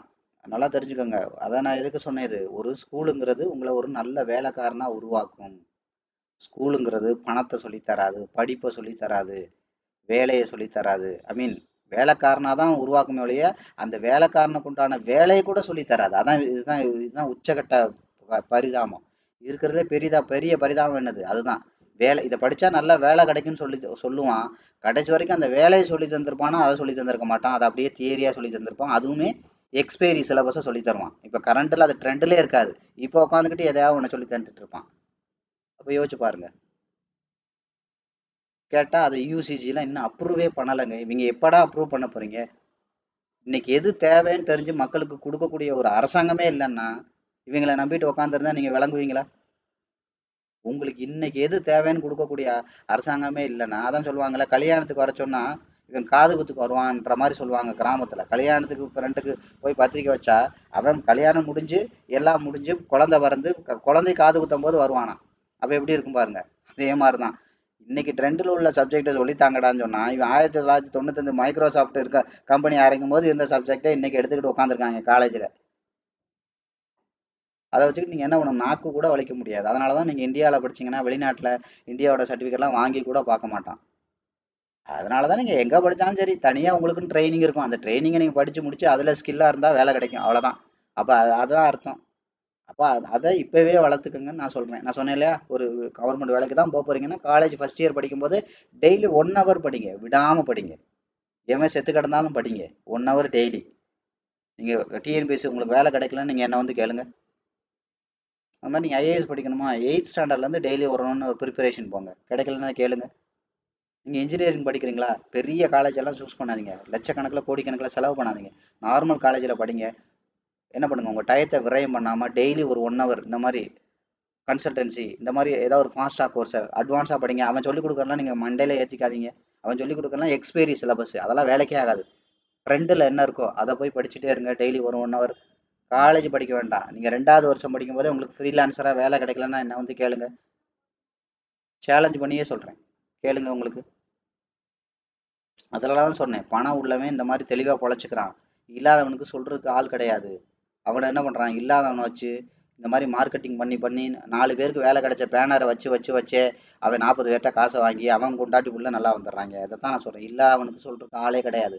உங்களை நல்ல ஒரு தோத்து போகிற நபராக தான் உருவாக்குறாங்களே ஒழிய ஜெயிக்கிற நபராக உருவாக்குறதுக்கு உண்மையை சொல்கிறதுக்கு ஆள் கிடையாது. நான் ஓப்பனாக சொல்கிறேன், ஸ்டாக் மார்க்கெட்லேயும் அதான் நடக்குது. உங்களை நல்ல ஒரு ரீட்டைலராக தான் உருவாக்குறாங்க சுற்றி உள்ளவங்க அத்தனை பேரும் சேர்ந்து. நீங்கள் தோக்குற ஒரு ஆளால் தான் உங்களை உருவாக்குறாங்களே இல்லையே ஜெயிக்கிறவங்கள உருவாக்கலை. அதனால தான் சொன்னேன், இங்கே வெறும் முடிஞ்சு போன சாட்டை வச்சு பேசுகிற வேலையே கிடையாது. இங்கே வந்து பார்த்தீங்கன்னா நாலேஜும் இருக்கும், அதே சமயத்தில் லைவாக ட்ரேடும் பண்ணணும். அதான் நான் சொன்னேன், ப்ராக்டிஸும் இருக்கும், நாலேஜ் இருக்கும். 100 டெமோ ட்ரேடு என் கூட சேர்ந்து பண்ணியே ஆகணும். அது முடிச்சாதான் நீங்கள் லைவுக்கே வர முடியும். அப்போ 100 லைவ் ட்ரேடும் பண்ணுவீங்க. அப்போ யோசிச்சு பாருங்க, அப்போ 100 லெவ ட்ரேடு 100 லைவ் ட்ரேடுனா அப்போ அங்கே நாலேஜும் இருக்குது, ப்ராக்டிஸ் இருக்குது. இப்போ நீங்கள் வேலைக்கு போக வேண்டாம், எந்த மண்ணாங்கட்டியும் நீங்கள் நம்ப வேண்டாம். 10,000 வச்சுட்டா ஆரம்பிங்க ஒரு 3 வருஷத்துல. இப்போ நீங்கள் வாங்கிட்டு இருக்க சம்பளம் மாதிரி 10 மடங்கு அது திரும்ப கொடுக்கலன்னா என்ன கேளுங்க, மாசம் மாசம். அதான் நான் சொல்றேன், நான் உண்மையை சொல்றேன். அதனாலதான் நான் போல்டா சொல்றேன், பார்த்தா பாரு இல்லாட்டி இடத்த காலி பண்ணு அப்படின்னு சொல்றது காரணம் தான். இங்க நீ சும்மா பேருக்கெல்லாம் சப்ஸ்கிரைப் பண்ணி வச்சுக்காத. நான் சொல்றது உண்மை, திரும்ப திரும்ப சொல்றது அதான். நான் நிறைய சொல்லியிருக்கேன், இப்பவும் சொல்லியிருக்கேன். புரியுதுங்களா? ஸோ அப்போ ஏதாவது ஒரு விஷயத்த ஆரம்பிச்சாலே நமக்கு டைம் போகிறதே தெரில. இப்போ 1.25 மணி நேரம் ஆச்சு. ஸோ பரவாயில்ல, இதெல்லாம் வாழ்க்கைக்கு தேவையான விஷயங்கள். இது வரைக்கும் ஏமாந்தது போதும், இனிமேலும் ஏமாறாதீங்க. இன்னும் பச்சையா சொன்னா, என்னோட பசங்கள்லாம் இன்னைக்கு வரைக்கும் ஸ்கூலுக்கு போய் படிச்சதில்ல. பிறந்ததுலேருந்தே வீட்டில் இருந்து தான் படிக்கிறாங்க. இந்த உண்மையெல்லாம் தெரிஞ்சதுனால தான் நான் ஸ்கூலுக்கே அனுப்பல. அவங்களுக்கு என்ன தேவையோ அதை படிச்சுக்கிட்டா போதும். எது வாழ்க்கைக்கு எது அவங்கள காப்பாற்ற போதும் அதை நிறையா படிச்சுக்கட்டும். ப்ராக்டிஸ் நிறையா பண்ணட்டும். நாலேஜ் கம்மியாக இருந்தாலும் போதும். ஏன்னா நாலேஜை வச்சு இங்கே ஒன்றும் விஷயம் ஆக போகிறதில்ல. அப்போ இப்போ இன்னொரு பையனா இப்போ பெங்களூரில் படிக்கிறாரு. அதெல்லாம் என்ன மாதிரி சிஸ்டம்னா, காலையில் படிப்பு இருக்கும். இன்ஜினியரிங் தான். அதுவும் கவர்மெண்ட் சர்டிஃபிகேட் தான். இன்ஜினியரிங் தான். அதே இன்ஜினியரிங் சர்டிஃபிகேட் தான். நீங்கள் வெளியில் போய் இன்ஜினியரிங் வச்சுட்டு அதை வச்சுக்கிட்டு நாக்கு கூட வலிக்க முடியாமல் வேலைக்கு லோலோன்னு திரியிற பாருங்க. அதே இன்ஜினியரிங் சர்டிஃபிகேட் தான் படிக்கிறாங்க. ஆனால் என்ன சிஸ்டம், காலையில் படிப்பு இருக்கும், சாயங்காலம் வேலை இருக்கும். லைவ் ப்ராஜெக்டில் ஒர்க் பண்ணணும். காலையில் படிக்கணும், சாயங்காலம் ப்ராஜெக்ட். காலையில் படிக்கணும், சாயங்காலம் ப்ராஜெக்ட். 2வது வருஷத்துலேருந்து சம்பளத்தோட படிப்பு. புரியுதா? 2வது வருஷத்துலேருந்து சம்பளத்தோட படிப்பு. இதில் என்ன ஒரு வேடிக்கை தெரியுமா? உங்களுக்கு வருஷத்துக்கு ஃபீஸே 1,50,000 தான். ஆனால் நீங்கள் வெளியில் போய் பாருங்கள், 5 லட்சம் 10 லட்சம் நாங்கள் கேம்பஸில் கலட்டி தந்துடுறோம் உங்களுக்கு, அதில் பண்ணி தந்துடுறோம், இதில் பண்ணி தந்துடுறோம். 20 லட்சம் 15 லட்சம் ஃபீஸ் வாங்குறாங்க வருஷத்துக்கு. அது போக டொனேஷன் வேறு இந்த இதுக்கு. அப்போ எத்தனை கோடி அளிக்கிறீங்க? அதெல்லாம் திரும்ப எடுக்க முடியுமானா எடுக்க முடியாது. இவங்களுக்கு 2வது வருஷத்துலேருந்தே வேலை கிடையாது. அவங்க சரி கொடுக்கவே இல்லை. உண்மையே பேசுவோமே, ஒருத்தன் படிக்கவும் செஞ்சுருக்கான், சாயங்காலம் அதை பயிற்சியும் எடுத்திருக்கான். கரண்ட் ட்ரெண்டுக்கு பயிற்சி எடுக்கிறான். படித்த சப்ஜெக்ட்லாம் வச்சு நாக்கு கூட வலிக்க முடியாது. கரண்ட்டாக இண்டஸ்ட்ரியில் எது வச்சு யூஸ் பண்ணுறாங்களோ அதில் அவன் ட்ரைனிங்கும் ஆகிறான். ஒரே நிமிஷம். அதில் அவன் ட்ரெயினும் ஆகிறான். அவன் 2வது வருஷத்துல வேலை கிடைக்குது கிடைக்கல, அது அந்த இதுக்கு நம்ம போக வேண்டாம். 4 வருஷம் கழிச்சு இந்த வெறுமனே படித்தவன்கிட்ட என்ன நாலேஜ் இருக்கும், இங்கே படித்தவனுக்கு என்ன நாலேஜ் இருக்கும்? 4 வருஷம் இவனுக்கு ப்ராஜெக்ட் கையில் இருக்கும். குறைஞ்சபட்சம் ஒரு 40-50 ப்ராஜெக்டில் ஒர்க் பண்ணியிருப்பான். அவன் ஒன்றத்துலேயும் ஒர்க் பண்ணலை. அப்போ யாருக்கு வேலை கிடைக்கும்? இந்த லாஜிக்கில் யோசிங்க. அப்போ இவன் செலவு பண்ணது 4 வருஷத்துக்கு 1,50,000 வச்சுக்கோங்க. ஹாஸ்டல் அது இது சேர்த்து 50,000 வச்சுக்கோங்க. ஆட்டோமேட்டிக்காக 2 லட்ச ரூபா. ஹாஸ்டலுக்கு ஒரு 1,50,000 வச்சுக்கோங்க. 50,000க்குலாம் கிடைக்காது. 1,50,000 3 லட்ச ரூபா 12 லட்ச ரூபா. ஆனால் இவன் 2வது வருஷத்துலேருந்தே குறைஞ்சபட்சம் 35,000 ரூபா சம்பளத்தில் வேலைக்கு சேர்ந்துடுறான். போட்ட காசை படித்து முடிக்கிறதுக்குள்ளே எடுத்துடுறான். அங்கே வேலையே கிடைக்காது. அப்போ யோசிச்சு பாருங்கள், இவன்கிட்ட ஏகப்பட்ட ப்ராஜெக்ட் இருக்கும். புரியுதா? நிறைய கம்பெனியில் ஆன்சைட் ஒர்க் பண்ணியிருப்பான். அப்போ நான் அந்த கம்பெனியே வேலைக்கு எடுத்துக்கிறோம். அப்போ எது நடக்கும்? அதை தான் நான் சொன்னேன். நீங்கள் இன்ஜினியரிங் படித்து முடிச்சுட்டு சிவில் படிச்சிருக்கீங்க, உங்களுக்கு வீடே கட்டத்தரல. ஒரு கொத்தனாருக்கு சூப்பராக வீடு கட்ட தெரியுது. நீங்கள் வீடு கட்டுறதா இருந்தால், ஆனால் அவர் இன்ஜினியரிங்லாம் படிச்சிருக்காரு, ஆனால் வீடு பெருசாக கட்டி அனுபவம் இல்லை, வீடு பெருசாக அளவுக்கு எக்ஸ்பீரியன்ஸ் இல்லை. யார்கிட்ட கொடுப்பீங்க? இவர் சூப்பராக கட்டுறாரு, இங்கே இவர் சூப்பராக படிச்சிருக்காருன்றக்காக கொடுப்பீங்களா உங்கள் வீடு கட்ட சொல்லி? இல்லை இவர் சூப்பராக கட்டுவாருங்கிறக்காக கொடுப்பீங்களா? அதே மாதிரி தான் வேலைக்கு எடுக்கிறவன் பார்ப்பான். இவன் சூப்பராக படிச்சிருக்கான்றதுனால வேலை கிடைக்காது, இவன் சூப்பராக அதில் ஒர்க் பண்ணுவான்றதுனால தான் வேலை கிடைக்கும். நான் சொன்னதெல்லாம் உங்களுக்கு புரியும்னு நினைக்கிறேன். புரியுதா? அதான் சொன்னேன். ஒன்று உயரத்துலேருந்து பாருங்க, பணக்காரனோட பார்வையில் பாருங்க, புரிஞ்சிரும். இல்லைன்னா தூரமாக இருந்து பாருங்க. அதுக்குள்ளே இருக்கிற வரைக்கும், நீங்கள் கூட்டத்தில் இருக்கிற வரைக்கும் சிக்கி சீரழிவீங்க. கூட்டத்தை விட்டு விலகி இருந்து பாருங்க. எந்த ஒரு விஷயத்தையுமே விலகி இருந்து பாருங்க, உங்களுக்கு புரிய ஆரம்பிக்கும். சரியா? ஓகே, அப்போ நம்ம என்ன விஷயத்துக்கு வருவோம்? அப்போ என்ன நடந்திருக்கு? அப்போ இதை தாண்டி 50% கீழே வரக்கூடாது. வராமல் இது மேலே போனால் மட்டும்தான் இதோட 50% போய் தொடுறதுக்கு வாய்ப்பு இருக்குது. அப்போ என்ன பண்ணக்கூடாது? இந்த 50% தாண்டி கீழே வரக்கூடாது. அப்போ என்ன பண்ணணும்? இதை தாண்டி கீழே வரலைன்னா, வராமல் இந்த 50% லைனை தாண்டி கீழே வராமல் இது மேலே இப்படியே போனால் மட்டும்தான் இது மேலே போகலாம். அப்போ இது திரும்பி வந்தால் எவ்வளோ வரலாம்? அதிகபட்சம் இது வரைக்கும் வரலாம். இதை உடைச்சதுன்னா என்ன ஆகும்? இந்த சோர்ஸுக்கே வந்துடும். அப்போ இதை உடைக்க முடியல, உடைக்காமல் இருந்துச்சுன்னா என்ன பண்ணும்? இங்கே போகும். இதை உடைச்சா மேலே போகும். நான் ஏற்கனவே சொன்ன மாதிரி தான், இந்த 2 கோட்டையும் தாண்டி கீழே வரக்கூடாது. இதை தாண்டிச்சுன்னா இங்கே வந்துடும், இதை தாண்டினா என்ன கீழே போயிடும். அப்போ இதை தாண்டினா தான் இங்கே போகும், இதை தாண்டினா இங்கேயே போயிடும். இவ்வளோதான் விஷயம். சிம்பிளாக புரிஞ்சுக்கோங்க. அடுத்து நான் என்ன பண்ணுறேன்? ஆட்டோமேட்டிக்காக கோல்டு, ஃபாஸ்ட்டாக கோல்டுக்கு சொல்கிறேன். அதே ஒன்றா ஒரு சார்ட்டில் போகலாம். கண்ணுக்கு தெரிஞ்சு எங்கே இருக்குது கோல்டு? அதிகபட்ச ஹை இங்கே இருக்குது, லோ இங்கே இருக்குது. இப்படி மார்க் பண்ணுங்கள். இப்போ மார்க்கெட் இங்கேருந்து இங்கே நோக்கி பையர் கொண்டு போயிட்டுருக்காங்க. அப்போ என்ன பண்ணக்கூடாது? அப்போ செல்லரு இதை தாண்டி கொண்டு வந்துடக்கூடாது. கவனிங்க, கிளியராக வேலை செய்து பாருங்க. செல்லரு இதை தாண்டி கொண்டு வரக்கூடாது. இதை தாண்டி கொண்டு வராமல் என்ன பண்ணணும்? இதை தாண்டி கொண்டு வராமல் இருந்தால் தான் இங்கே போகும். அப்போ இப்போ கரண்டாக என்ன பண்ணணும்? இதை தாண்டி கொண்டு போயிட்டாங்க. இப்போ அடுத்து என்ன பண்ணணும்? இதை தாண்டி போனால் தான் இப்போ இங்கே போகும். சரியா? அப்போ செல்லர் கீழே தான் போகுதுன்னு என்ன அர்த்தம்? செல்லர் அப்போ இதை தாண்டி முதல்ல கொண்டு போகணும். இதை தாண்டிட்டாங்கன்னா இங்கே வந்துடும். அவ்வளோதான். இந்த மாதிரி லைனை நீங்கள் பார்த்தா கூட போதும். இதில் பெரிய ரகசியம்லாம் ஒன்றும் கிடையாது. கரெக்டாக? சரி, அதே மாதிரி லிஃப்டி கடைசியில் சுவிட்ச் போட்டால் லைட் எரியற மாதிரி கொண்டு வந்துட்டோமா? கவனிங்க, நிறைய விஷயங்கள் இருக்கும். ஆனால் அந்த மெக்கானிசம்லாம் புரியணும். அப்போ பாருங்கள், இப்போ செல்லர் இப்போ என்ன பண்ணிட்டு இருக்காங்க? இங்கேருந்து இங்கே நோக்கி கொண்டு வந்துட்டு இருக்காங்க. அப்போ என்ன பண்ணணும்? இப்போது கவனிங்க, இப்போது 50% லைன் எங்கே இருக்குது? இப்போ மார்க்கெட் எங்கே இருக்குன்னு பாருங்கள். இது இங்கே இருக்குது லைன். இதை தாண்டி மேலே போச்சுன்னா இங்கே வந்துடும். அப்போ இது கீழே தான் வரப்போகுதுன்னு என்ன பண்ணக்கூடாது, இதை தாண்டக்கூடாது. அப்போ இதை தாண்டலைன்னா என்ன பண்ணும், இதை வரும், இதை தாண்டினா தான் இங்கே வரும். அவ்வளோதான் விஷயம். சிம்பிளா புரிஞ்சா? நான் ஏற்கனவே சொல்லியிருக்கீங்க, நிஃப்டி சார்ட்லாம் அங்கங்கே பள்ளம் தோட்டின மாதிரி கிடக்கும், பார்த்து போங்க, விழுந்துடாதீங்க. புரியுதா? அங்கங்கே குழி கிடக்கும் நிஃப்டி சார்ட்டில். நம்ம நாடு மாதிரியே இருக்குயா நம்ம சார்ட்டும். புரியுதா? இந்தியா மாதிரியே இருக்கு, அவ்வளவு சீரும் சிறப்புமா. இப்படியெல்லாம் சேர்த்துக்கோங்க, ஜாயிண்ட் அடிச்சுக்கோங்க நீங்களே. புரியுதா? அடிச்சிட்டிங்கன்னா இப்போ மார்க்கெட் வந்து புரியும். ஓகே, மொத்தத்தில் என்ன பண்ணுது, இங்கேருந்து இங்கே வரக்கு ட்ரை பண்ணுது. அப்போ என்ன பண்ணக்கூடாது, அப்போ முதல்ல இதை தாண்டி இது மேலே போச்சுன்னா இங்கே தான் போகும். அப்போ இதை தாண்டி கீழே இருக்குது, அப்போ இங்கே வர்றதுக்கு வாய்ப்பு இருக்குது. புரியுதா? கவனிங்க, இதை இங்கே வர்றதுக்கு இதை உடச்சுன்னா இங்கேயே வந்துடும். இவ்வளோதான் விஷயம். அவ்வளோதான் மார்க்கெட். சிம்பிளாக நீங்கள் அனலைஸ் பண்ணுங்கள், இதில் உள்ள ஒவ்வொரு விஷயத்தையும். புரியுதுங்களா? அதை தான் நான் மறுபடியும் சொல்கிறேன். ஒன்று தெளிவாக பண்ணுங்க. இப்போ நான் சொல்கிறதெல்லாம் உங்களுக்கு நிறைய நாட்டு நடப்பே புரிஞ்சிருக்கும். மார்க்கெட் மட்டும் இல்லை, நிறைய நாட்டு நடப்பை சொல்லிக்கிட்டே வர்றேன், புரிஞ்சிருக்கும். ஒன்று, உங்களை நீங்கள் காப்பாற்றிருக்கிற வழியை பாருங்கள். யாரும் உங்களை காப்பாற்ற மாட்டாங்க, காப்பாற்றவும் முடியாது. அது அவங்களோட தப்பும் கிடையாது. புரியுதா? ஒரு ஆப்பிளை ரெண்டாக பிரித்து திங்கிற நாடு கிடையாது நம்ம. ஒரு ஆப்பிளை 100 பேர் பங்கு வச்சு சாப்பிடணும், அந்த மாதிரி நாடு. புரியுதா? செழிப்பான நாடெல்லாம் கிடையாது. அவன் சும்மா கண்டதை சொல்லுவான், நீங்கள் நம்பாதீங்க. நாடு செழிப்பான நாடு தான். புரியுதா? மக்கள் செழிப்பா இல்லை, அதான் பிரச்சனை. தனி மனித வருமானம் இங்கே ரொம்ப கம்மியாக இருக்குது. அதான் நான் சொன்னேன், ஒரு ஆப்பிளை 2 பேர் சாப்பிட்ற நாடு இல்லை நம்ம நாடு. ஒரு ஆப்பிளை கொடுத்து நீ இதை 100 பேர் பிரிச்சுக்க அப்படிங்கிறது. அதில் இப்போ அதிகார பலம், பண பலம், அரசியல் பலம் உள்ள என்ன பண்ணுறான், அவன் முக்கால்வாசி ஆப்பிள் அவன் எடுத்துக்கிறான். காவாசி ஆப்பிள் இந்த 100 பேர்ட்ட தூக்கி போட்டு இந்த 98 பேர் வச்சுக்க, போய் பிரிச்சுக்கிட்டு சாகுஞ்சனா. அதனால தான் ஒருத்தன் குச்சிக்கிறான், ஒருத்தன் வெட்டிக்கிறான். இப்போ இந்த மாதிரி நாடு. அதனால அவங்க உங்களை காப்பாற்றுவாங்க அப்படிங்கிறதெல்லாம் நம்புங்க. ஆனால் நடக்குமான்றது தெரியாது. புரியுதா? நீங்கள் எந்த அரசியல் கட்சியோட விசுவாசியாக வேணாலும் இருங்க. புரியுதா? அது நடக்குமான்னு எனக்கு தெரியாது. இவர் செஞ்சிருவாரு, அவர் செஞ்சிருவாருலாம், அது ஏன் வேலை கிடையாது. நீங்கள் நம்புறதும் அது உங்களோட பர்சனல், அதில் நான் தலையிடவும் முடியாது. ஆனால் உங்களை நீங்கள் காப்பாற்றிக்கலன்னா ரொம்ப கஷ்டம். அதில் கவனமாக இருங்க. யாரும் உங்களை காப்பாற்றிட்டா சந்தோஷம்தான், நல்லதாக போச்சு. ஆனால் காப்பாற்றிக்கிறது, அவங்க காப்பாற்றிடுவாங்கன்னு முழுசாக நம்பி காலம் தவறி ஐயோ இவங்க என்னை காப்பாற்றலைன்னு வயசு போன உடனே, வாழ்க்கை போன உடனே புலம்பாதீங்க. புரியுதா? உங்கள் லைஃப் தான் இப்படி ஆயிடுச்சு. உங்கள் புள்ளக்குட்டி லைஃப்பையாவது சூப்பராக கொண்டு வரதுக்கான முயற்சியை இன்னைக்கே பண்ணுங்க. கரெக்டாக? அப்போ என்ன பண்ணுங்க, ஒன்று இதை புரிஞ்சு தெளிவாக பண்ணுங்க. இல்லையா, வேற ஏதாவது வேலை இருந்தால் அதில் போய் கவனத்தை செலுத்தி உங்களோட அறிவை வளங்க, ப்ராக்டிஸை வளங்க. நாலேஜை இம்ப்ரூவ் பண்ணுங்க, ப்ராக்டிஸை இம்ப்ரூவ் பண்ணுங்க. தன்னை போல வாழ்க்கை மாறும்.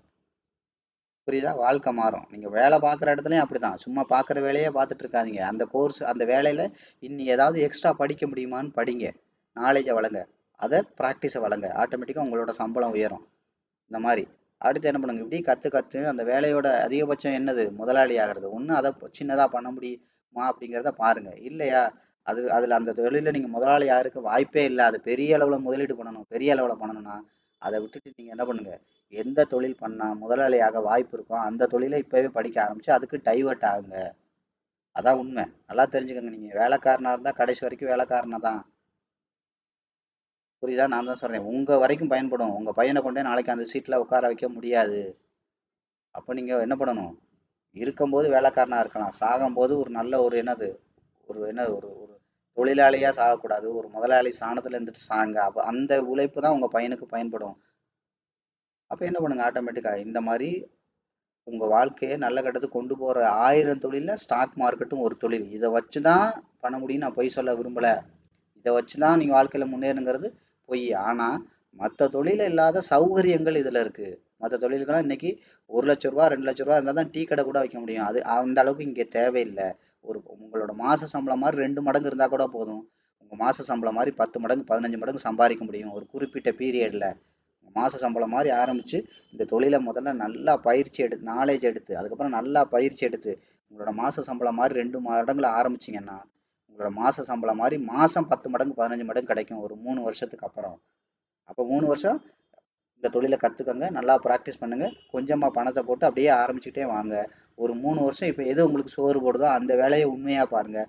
3 வருஷத்துக்கு அப்புறம் உங்களோட சேலரி 5 மடங்கு 10 மடங்கு இது ரீப்ளேஸ் பண்ணும். பண்ணதுக்கப்புறம் தைரியமாக இங்கே கன்வெர்ட் ஆகுங்க. ஒரு தொழிலாளிங்கிற ஸ்தானத்துலேருந்து ஒரு முதலாளிங்கிற ஸ்தானத்துக்கு வாங்க. இது ஒரு ஆப்ஷன், அவ்வளோதான். இல்லைன்னா இது மட்டுமா அப்படின்னா இல்லை, நிறைய விஷயங்கள் இருக்குது. கொஞ்சம் நிதானமாக பிழைங்க, அவ்வளோதான் விஷயம். சும்மா அவன் காப்பாற்றுவான், இவன் காப்பாற்றுவான், அது காப்பாற்றிடும், இது காப்பாற்றிடும், படிப்பு காப்பாத்திரும், புள்ள காப்பாத்திரும்னு ஏமாந்து போகாதீங்க. எல்லாமே இன்னைக்கு வந்து பார்த்தீங்கன்னா, அதான் நான் சொன்னேன் இல்லையா? அந்த எதார்த்தத்த சொல்றதுக்கு ஆள் இல்ல. அத அப்படியே பாலிஷ் பண்ணி தான் சொல்றாங்க. அதோட ஒரு முகத்த தான் காட்டுறாங்க.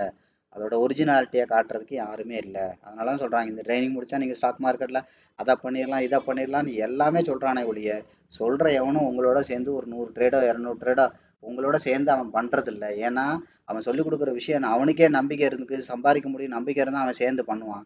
அவனுக்கே அந்த நம்பிக்கை இல்ல. அதனால அவன் என்ன பண்றான்? உங்களுக்கு சொல்றதோட அவன் நிப்பாட்டிக்கிறான். அதனால தான் சொன்னேன்.